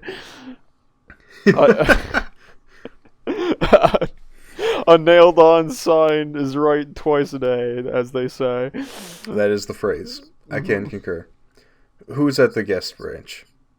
Big Ben, who is not British or a clock, but he's just a big guy, and he's a very big guy. He's the owner of the guest ranch, and he's like, "Oh, I'm happy to have you, partner." And then he calls Ol' Hank, his seemingly only employee, to go take care of them. Old Hank looks like he's on the verge of dying. Yes, I wrote in my notes that Hank has major Prince Philip energy. The sunken eyes. Yeah, I wasn't really aware that it was possible to get Prince Philip energy out of a Hanna-Barbera design, but they did it. This dude looks like he could die at any second. Congratulations, Hanna-Barbera. You did it. You succeeded. Yeah. Also, just a fun note here. Old Hank is like... He's wearing almost the exact same thing as the miner. Yeah. Like a little vest and everything. Yeah. And, I wonder why that could be. Yeah, who knows? Who knows? So old Hank was supposed to bring him to their rooms. He says that the hootin' and the hollerin', the moaning from the caves or the mines are scaring people off. Mm-hmm. No one wants to stay there because of all these creepy noises and the miner showing up. Yeah. And in usual Scooby fashion, while important information is being uh, displayed to everyone, Scooby fucks off and does his own thing. Yeah, he looks he like the way he's drawn. He looks very explicitly bored. Um, and yeah, so he walks up to a door, and he looks in a keyhole, and he sees a spooky eye. Does he? Yeah. Wait, what? Did, what did you think he did in this scene? I thought he stole the cheese from the mousetrap. Oh, maybe I'm going too far ahead. I think you may have gone a little too far ahead. Oh well. He stole cheese from a mousetrap, and the mouse got pissed off at him. Well, so 'Cause I guess at multiple points during this monologue, Scooby gets bored and fucks off then. I think your part is like right at the end Yeah. of it because yeah, Scooby has his little tiny animal antics. Mm-hmm. As Hank he must explains, always have. "Oh, of course, you need that." You know. As will Uh, always be a part of Scooby's character. And then Hank explains that the miner came here from 1849, so that's why he's Miner 49er. Mm. The miner really loves the mine. The mine moans for the miner. And that's the wildest story that Shaggy has ever heard in his life, as Yeah. he claims. Yeah, he says that's the craziest thing, even though they've met a real witch. I guess he didn't hear that story. He experienced it. Okay. This is the crazy. I mean, that makes even less sense. Like, what? You've never seen a movie, Shaggy? Huh. Yeah, I mean, I wouldn't be surprised if you've never read a book, but surely. Well, I guess it's also 1969. I don't know. Was Willy Wonka out yet? That's a pretty crazy story. That was probably 70s, I think. Ah, that was in 1971. Yeah. A So little you're too 2 years early for off. that. Yeah. Whatever. Shaggy's definitely heard a crazier story than that. He's being a silly goose right now. Silly little goose. So yeah, then towards the end of that speech, Scooby sees a spooky eye in a keyhole. I mean, okay, well, spoiler alert for this episode from 1969, but Hank is the Miner 49er, in case you couldn't tell. Uh, um, and so that gives me a major question. What the fuck was the spooky eye? Hank was in the hallway with them. What was that? See, it's really crazy because I don't remember this at all. Did I hallucinate Scooby finding a spooky eye? I have it written in my notes. I remember it. I'm gonna have to go back and watch this episode again just to make sure I'm not forgetting this. Am I going insane? Because it is also like a plot hole. There's no explanation for this spooky eye. Just the big mystery eye. Uh, That's another mystery. That's another mystery. Okay, well, anyway. Scooby may or may not have found a spooky eye in a keyhole that's never explained. So then, they decide to go look for the Miner 49er, or at least just investigate the town to see what kind of spooky things are happening. And Fred says it's still early, even though it's clearly been nighttime this entire time, and it's probably like midnight now. It could be winter, it gets darker early. Yeah. That's the only explanation I could have. Yeah. Except for the fact that, it's impossible for them to do anything during the day. Right. Also, fun thing, so they drive through the ghost town a bit, and they kind of do a panning shot of the whole ghost town, and what's it called? The window shutter. A window shutter just falls off a building, And Shaggy goes, "That's it! I've seen enough! I'm out!" And it's just like, oh, okay. That's what pushed you. That's what pushed you, Shaggy. Something falling off a building. So I guess Right. Shaggy's thing for this episode is having a much lower threshold than normal for fear.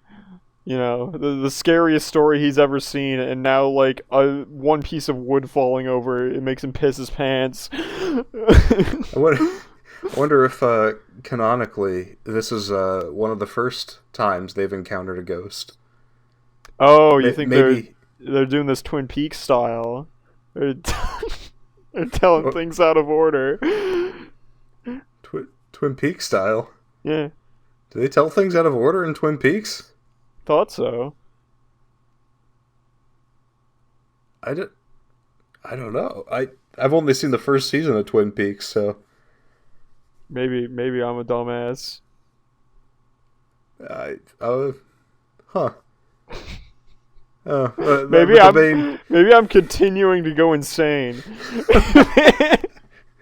The main takeaway is maybe Shaggy's threshold is lower because he has not been exposed to as many scary things as of yet. Like, even though they are an established mystery-solving crew, this is an early mystery for them. Mm-hmm. But they go into an Old West saloon. Mm-hmm. And once they go in there, even though it's clearly abandoned, Shaggy orders a sarsaparilla. He gets past the sarsaparilla by a spooky hand, and he doesn't question that. He attempts to drink the sarsaparilla. He notices that there's no sarsaparilla in it, and it's just spider webs, and specifically the spider webs scare him. And then a piano goes off. Yeah. As Velma points out, it is a player piano, so a real thing in which a piano will play itself, but her conclusion is, it must have turned itself on. Nothing could have turned this player piano on. It must have done it itself, you know? Hmm. That might be a bit spooky, like, hey, sure, this thing plays itself, but... Velma only sometimes believes in ghosts. Yeah.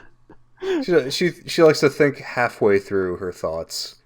Some of the times. Sometimes Velma leaps immediately to it's ghost powered.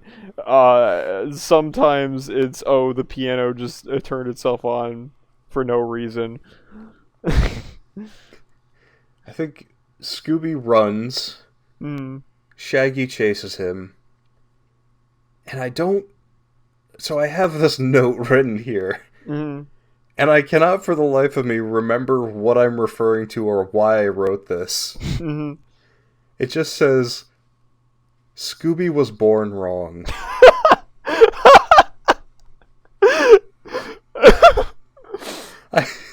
I can't help you there, buddy. I have no fucking... Boy, we're just losing it on the notes here. Yeah. Something about this episode really drove us cuckoo for Cocoa Puffs. Yeah. I have no idea what that means. Nor do I. I don't know if he just looked weird in one shot or something. Scooby was born wrong. Oh no, wait, I remember now. Okay. Because Scooby somehow lands on Shaggy. Uh-huh. And Shaggy says something along the lines of, why couldn't you have been a poodle? Oh, okay. As in, like, hey, you're too heavy as a Great Dane. Right. Man, what a way to write that down. Yeah. I got there eventually. That's more horrifying than, like, anything in the actual show. Can you imagine just somebody walking up to you and being like, you were born wrong, and then just not explaining any further? And then you never see this person ever again. Yeah. You've never seen them before, and they just disappear into the night. Mm. It's very good. So, as they're running around, a tree branch from the outside catches on Shaggy's shirt, and Shaggy and Scooby just try to run as hard as they can while Shaggy's shirt gets pulled further and further, and we get a surprising amount of Shaggy midriff. Yeah, that's all I have written down for that is Shaggy midriff. It's yeah. I really thought for a second there we were going to get a full-on sexy shirtless Shaggy action. Me too. But I was hoping.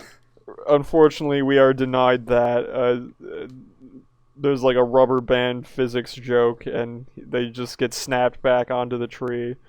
Oh yeah, I have written here as well. Very stretchy and durable tree. Yeah, very stretchy and durable shirt as well. Oh yes, very much so. Yeah. But then they meet up with the rest. Like, Fred and Daphne kind of just, like...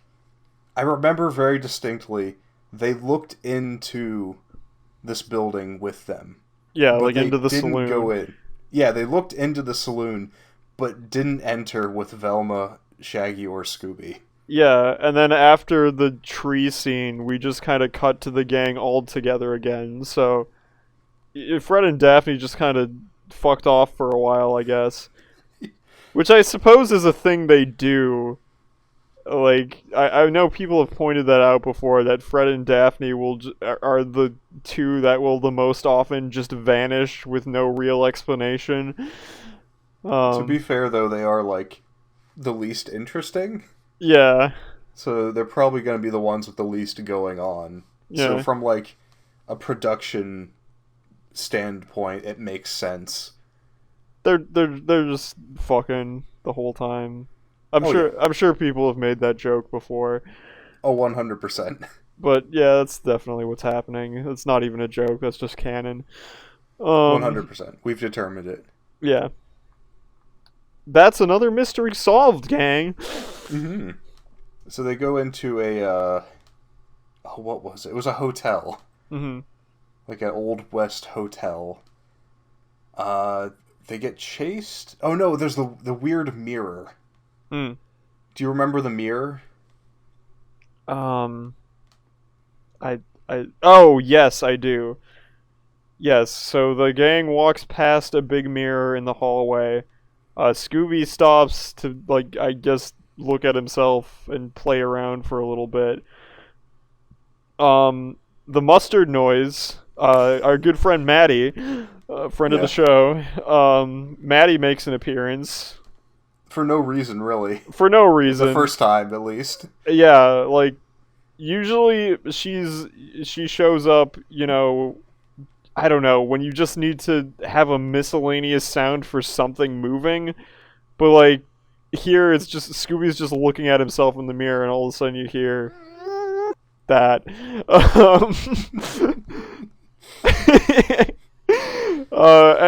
So then Scooby ducks down, Mustard Noise plays again as he comes back up, and this time the miner is there in the mirror.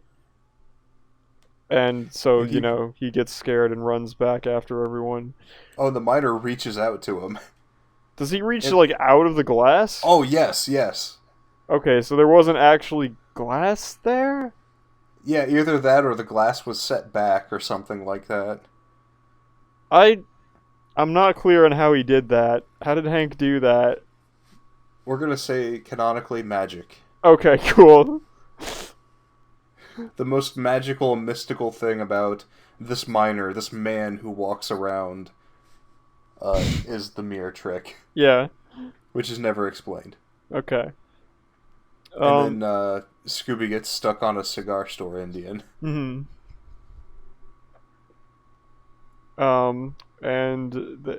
He drags it around for a while as he's running frantically, and then he, like, knocks it over and it falls apart a little bit, and they find for some reason I wrote a new old map.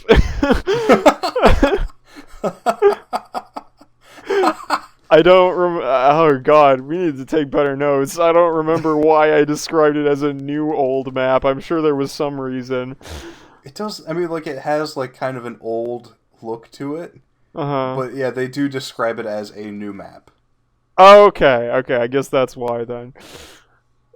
Um, But it has direction, or like it has like a little note in the corner.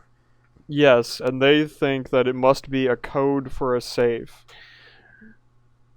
So Uh, they go and find the safe, and Shaggy just immediately starts fiddling with it without looking at the code or without listening to anyone reading the code. and And oh, yeah, go ahead. he's just like, stand back, I've got this, and also just drawn with the biggest hands. Yeah. He's got huge freaking hands for this scene. But even though like he was there when they determined, oh, this must be the code to a safe, he has forgotten this, Uh-huh. and he is confident that he can crack the safe, which I think we add a skill point to Shaggy. He can crack safes, apparently, or at least he's confident enough to crack safes. Mhm. Yeah, because he does it, like it does open, and Fred is like, "What? I didn't read the code yet." And Shaggy's just like, "Well, I did it." So Really, yeah. they didn't even need to find this. Yeah. Hmm. Again, Shaggy and his bag of tricks. So, what's behind the safe?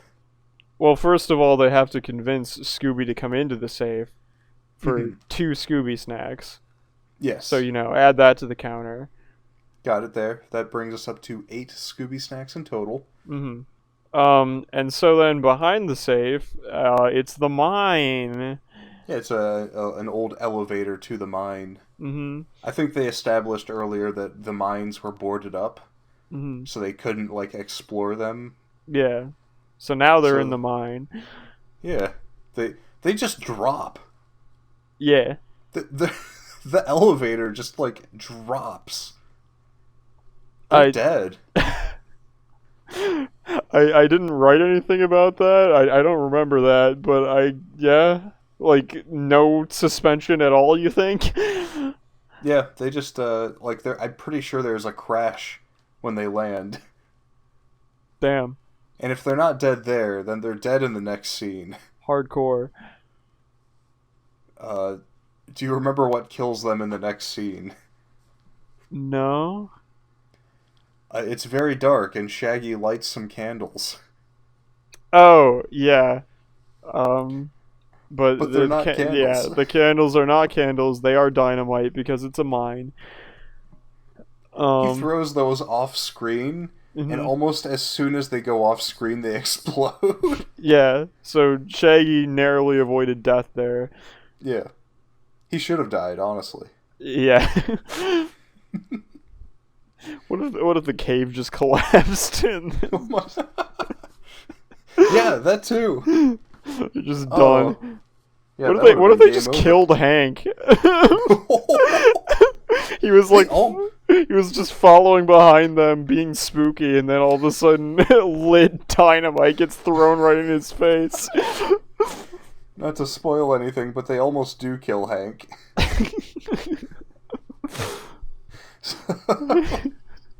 So they come to a point where it like splits off, like the path splits off, Mhm. and they found that there are like freshly lit lanterns, and Mhm. so it's a famous "Hey gang, let's split up" moment. Mhm. Guess who's splitting up? We're doing the general like Fred with the ladies, Yeah, Scoob with the dog, Scoob and Shaggy together. right. Velma's the only one that's allowed to flip flop. Yeah, Yeah. and Scooby and Shaggy go 5 seconds. They're like walking for 5 seconds before Scooby tries to scare Shaggy. Yeah, it's honestly pretty much as soon as they start walking together, Scooby like lags behind on purpose, just like instantly. What a dick. Yeah, real piece of Scooby just shit. yeah. Is Scooby just a piece of shit? I think in this first season, pretty much, he's constantly bored and doing his own thing, and then he's also cowardly, but then also he purposely scares his friends. Huh. And also eats Shaggy's food out from, his mouth. Yeah, and Not from his... and drinks everyone's malts at the same time. Yeah. Just eats everyone's shit and fucks off when he wants to and is just a generally dick of a person. Yeah, real bad dude, that Scoob. Hmm. So yeah, he scares Shaggy. Shaggy doesn't like it. And they come across a hall of doors. Doors, did you say? A hall of doors? A hall of doors. I Well, believe this this... is the first hall of doors in Scooby. Oh, so a hall of doors? That's the perfect setup for a chase scene, correct? No, they Uh, didn't think of that yet. I'm sorry, what? They didn't do that yet. They just think there might be the miner behind the doors, so they quietly and calmly open them. Um, and so the first door that Scooby checks has the miner behind it, and the miner goes, "Meh." And so, naturally Scooby is very scared by that. Yeah, he's just a very tall man with a gray beard and his eyes covered by his hat. Yeah. And he goes, "Meh, Ugh, meh." ugh. What I enjoy is Scooby closes the door and tries to point out to Shaggy that the miner is behind the door, and in doing so tries to mimic the ugh. Yes, Scooby does also go, "Meh." Which is great. Then Shaggy looks through the same door. The miner's not there. Scooby looks through the door again, and the miner is there. Hmm. Which again is just, how did Hank do that? Yeah. I don't know. Like, the wild thing is, it's very possible that he just... there's like a secret room, or like, we didn't see inside that room. I guess it could just be mine tunnels, right? Maybe that's the implication, is that, like, he knows the mines so well that he can just, like, run around all the tunnels really fast. I guess, but also, why would you put doors on those? For this exact scenario. Okay, that's fair. Okay. I like the idea of Hank going to, like, Home Depot and buying 6 to 8 doors just to set up in this mine shaft. Right. Just in case anyone decided to walk down, he could be like, alright, I'm going to spook one of them. If they look through here again, I'm booking it to another door. He's willing to put in that level of commitment to scaring them, but at the same time, when it comes to, like, him actually acting as the monster, all he can muster is "Meh."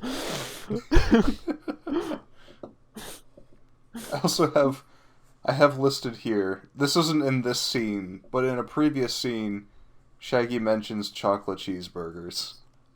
Oh, good for him. Shaggy tends to have a thing for chocolate on things that don't need chocolate. I mean, he says that, but I'm sure it's just lettuce between 2 hamburger buns. It's his food blindness kicking in. It's like as someone who eats meat and is like, oh, this tastes like chicken. Yeah, like right. Just assuming that everything tastes like chicken. Like, oh yes, this is chocolate. I'm sure Shaggy has never actually eaten a chocolate-covered cheeseburger in his life. I'm almost positive it was lettuce and bread. What if his parents were, like, lying to him from a young age to trick him into eating vegetables? Yeah, they just told him, like, all the junk food is just like, yeah, it just all happens to look just like this one thing. This here, you see this leafy thing? This is what Snickers bars are made of. Also, what cheese and meat are made of. Everything, all food comes from this. This is the base food, Shaggy. Don't forget that. Okay. So they get scared a couple of times in the Hall of Doors. What happens next? Oh yeah, also at this point, they don't believe the miner is real. Except for Scoob, who just saw the miner. Mm-hmm. And then Shaggy ends up seeing the miner after, like, 3 door openings on Scooby's part. And they run. And then, like, we cut to Fred, Daphne, and Velma in this room, but Fred's in the middle of the room. Mm-hmm. There's flour sacks everywhere, and Velma's like, "Wow, these floors look rickety. Be careful, Fred." And he's like, "I know, I know," and then instantly breaks through the floors. She's like, "Yeah, don't tell me, Velma. I know. I got this." And then he instantly doesn't have it. Yeah.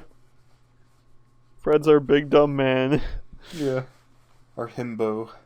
Mm-hmm. And then he gets covered with flour. Yeah. Fred and Scooby. Shaggy and Scooby open a door, and flour-covered Fred's back there. Mistake him for a ghost. So they run away from him, and they dive into a minecart just to get away from Flower Fred. Mm-hmm. And the minecart goes down the tracks real fast, but then it turns out the miner is in the cart behind them. And they detach there's two carts attached to each other there. So they remove, like, the pin that's holding them together. They still go about the same speed. Yeah, but for some reason he slows down and goes Yeah. behind them. And the miner, like, takes a swing at him, tries to grab them.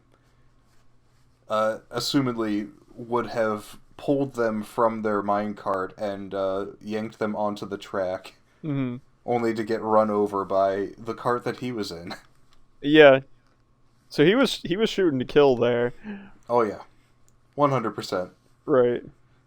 If he hadn't failed, that would have been death for sure. Mm-hmm. So a little chase scene on little carts. Mm-hmm.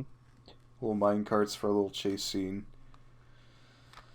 I don't. At some point, Daphne falls into a mine shaft here. Yeah, they. So Shaggy and Scooby launch off of the track, knock over a pile of barrels, and kind of like barrel roll down a slope with the barrels. Mm-hmm. And they kind of just crash at the bottom. I don't remember how Daphne falls down, but she does. She does, and backwards head Fred happens. What an icon. He's also got the tiniest little ass, too. Yeah. This weird, like, defined, but, like, his body is weirdly small at the bottom. If anyone listening doesn't know what I mean, you can just Google search backwards head Fred, and you'll get it. He's... Or I guess you might have to Google meme specifically, but... Fred's head fully twists all the way around, and he also has like this slightly annoyed expression, it's just a funny combination. They didn't want to animate him turning the full way around. Yeah. Which, props to them. Yeah. So Scooby, they tell Scooby to fish out Daphne. Scooby sticks his head down the mine shaft and accidentally picks up the miner. Mm-hmm. Which, And then he drops Scooby. him. Yeah. Drops him Scooby. back down the mine shaft. Scooby. How? How did you make that mistake? It's a mine, it's dark. Yeah, but, like, he's a dog. He's Yeah. got, like, better senses. True, he should have, like, smelled stinky old Hank's rotting skin.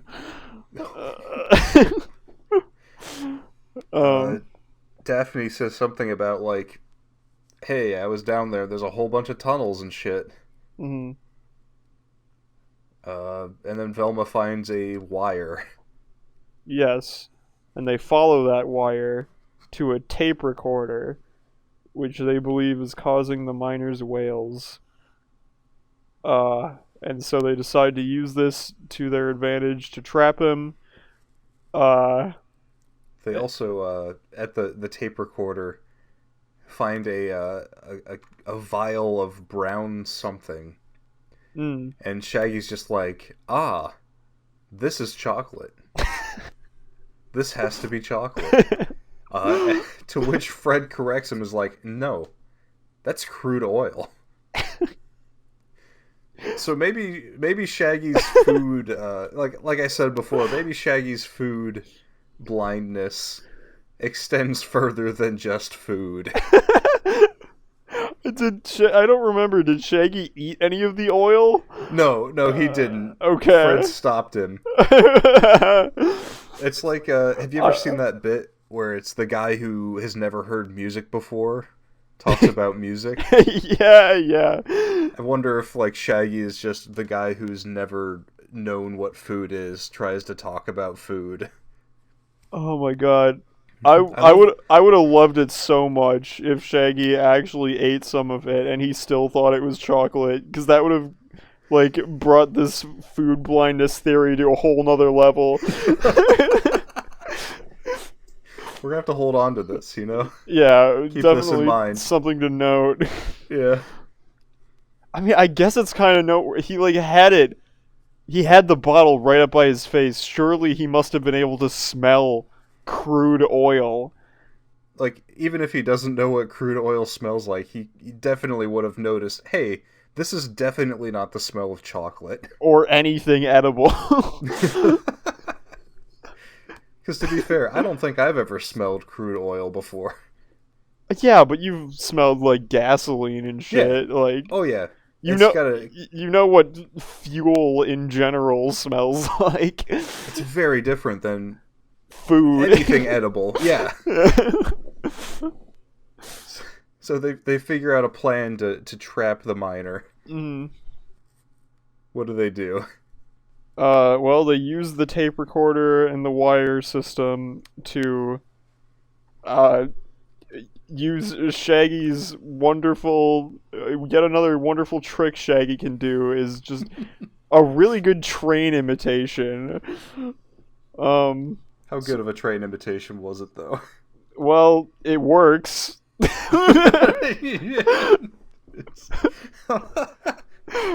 think that's all that needs to be said. It works. So, Shaggy makes a bunch of train noises through the speaker that travels down into the mines, and meanwhile, Scooby has a minecart with a light on it that he's pushing down the mine tracks, so they're just pretending that a train is going through the mines, and they use that to scare the miner and chase him because he doesn't want to get hit by a train. I find it funny that the miner is fully convinced that a train has somehow made it into the mine shaft. Right. Like, the miner who supposedly has been, like, stalking these mines since the 1849. Uh-huh. Like, yes, a train is here now. Uh-oh. Well, I don't know if he was totally convinced that it was a real train, but either way, like, you see a bright light moving towards you on a minecart track, you kind of have to start running if it's moving fast enough. That's fair. So he runs, and they chase him into a box. So I want to point out what's really funny about this is the miner runs into, it looks like a shed. Mm-hmm. A shed in which Fred is blatantly holding the door open. Mm-hmm. Yeah. All right. Yeah, I'm escaping this train. Hey, there's one of those kids I've been chasing all night. He's holding the door open for me. Yeah, I'll run in here. Well, he falls for it. Yeah. But the traps can never just work because Scooby has to fuck up everything every time.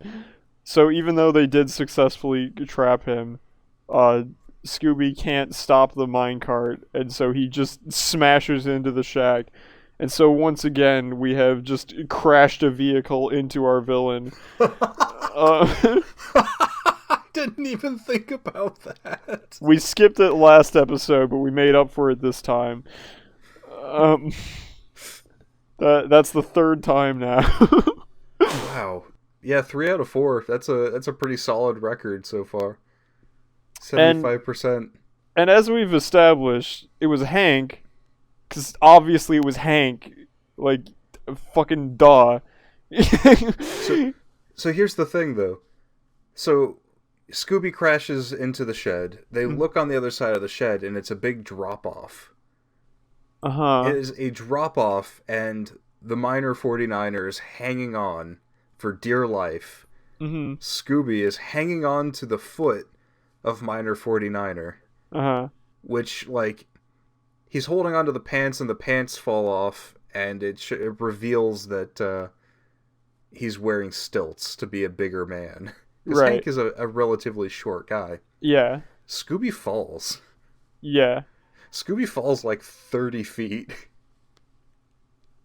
But he and Scooby's... Hank both live. Yes. Just Hank stays up there. Oh, okay. The important thing is, rather than pulling Hank up, who is still Miner 49er, they decide that we're going to remove the disguise first. It's more important for them to remove the disguise off this guy than to make sure he lives. So, yeah, they find out it's Hank, which, I mean, like we said before, Prince Philip syndrome for sure. It's incredible that he did any of the things he did in this Oh, episode. yes. Especially withstanding the hit from that minecart that smashed through a wooden door. Oh, yeah. Like, even after that, he would have fallen. Yeah. There's no way he had the strength to hold on to that ledge. And, yeah, so they bring him back to Big Ben, determine that, he was planning on, shutting down all the business so that he could get the crude oil all for himself. There's no police in this episode. No one there to take old Hank off. I think he's just gone. The police are implied. So no tired officer. Yeah. And so Hank really wanted to scare people so that he could lower property values so he could buy the whole town. And then just make a bunch of money off of oil. Which I think it's wild that, like, wanting to profit off of oil is a motivation in a Scooby-Doo episode. Well, it's usually some kind of greed, so... Yeah. Makes sense. Usually it's like a treasure or, something like that. But no, this is just straight up oil.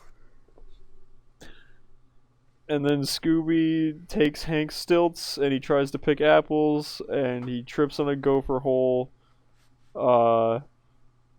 Man, I mean, it's it's a funny little gag. I feel like tripping with stilts is like a nightmare, though.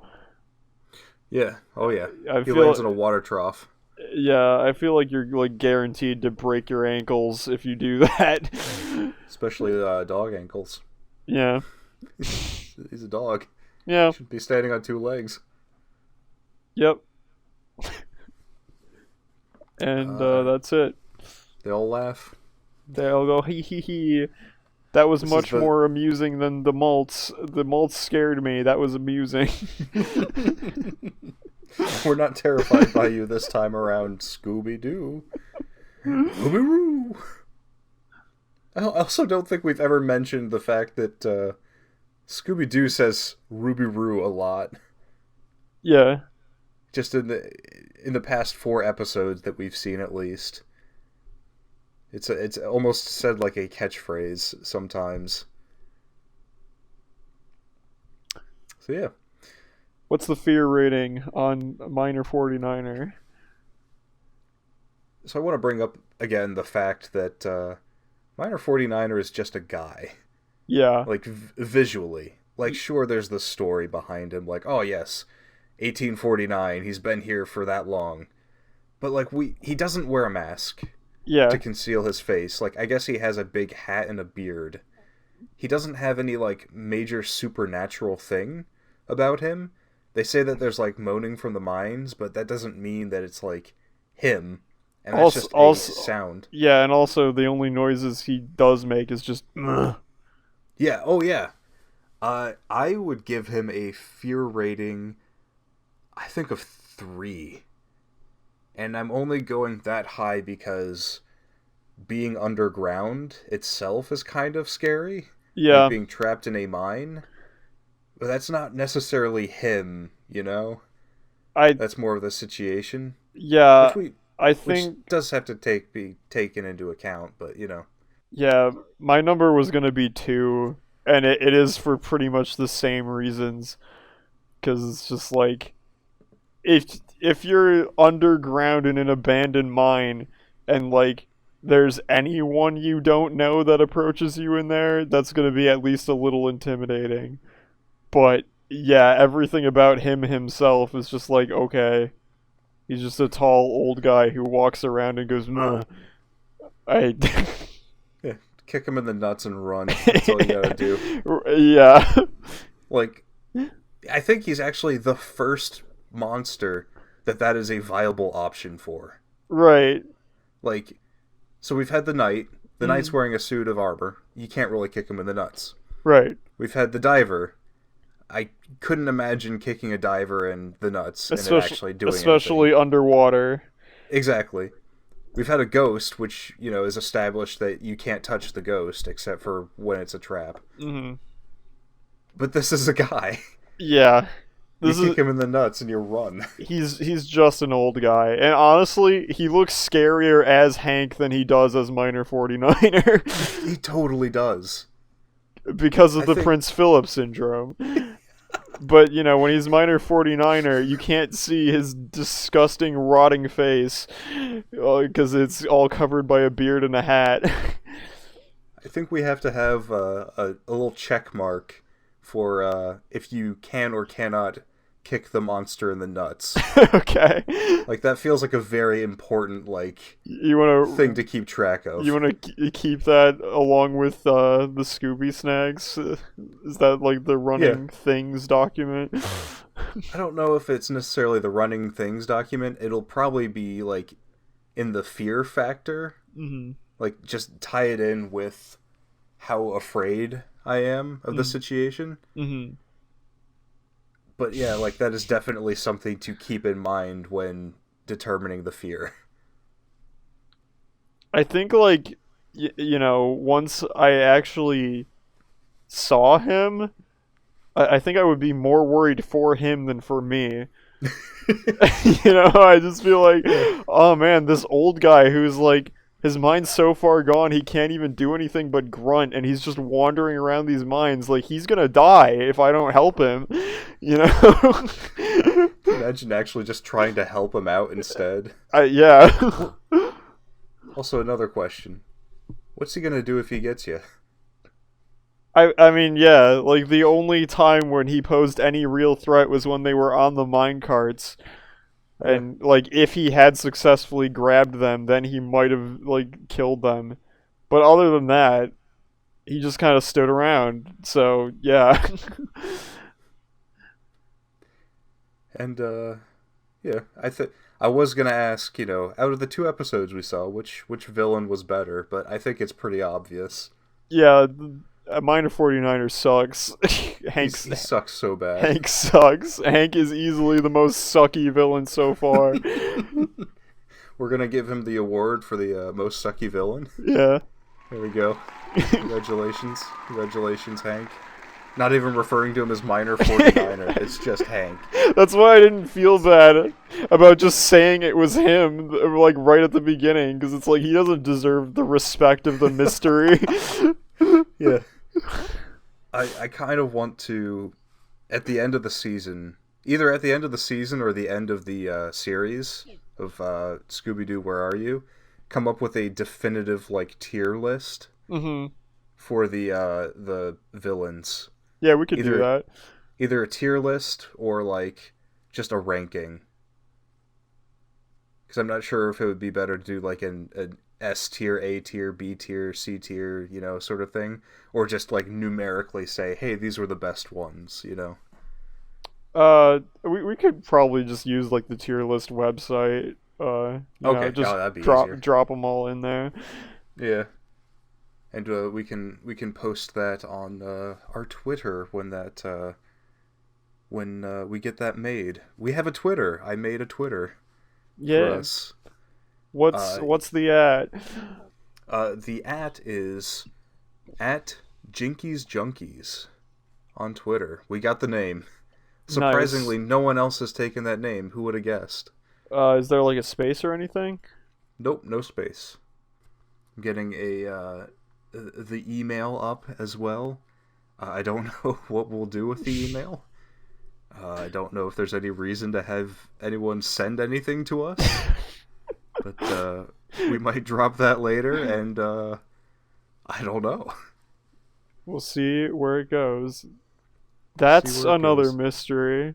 That's another mystery. That's it. No more podcast.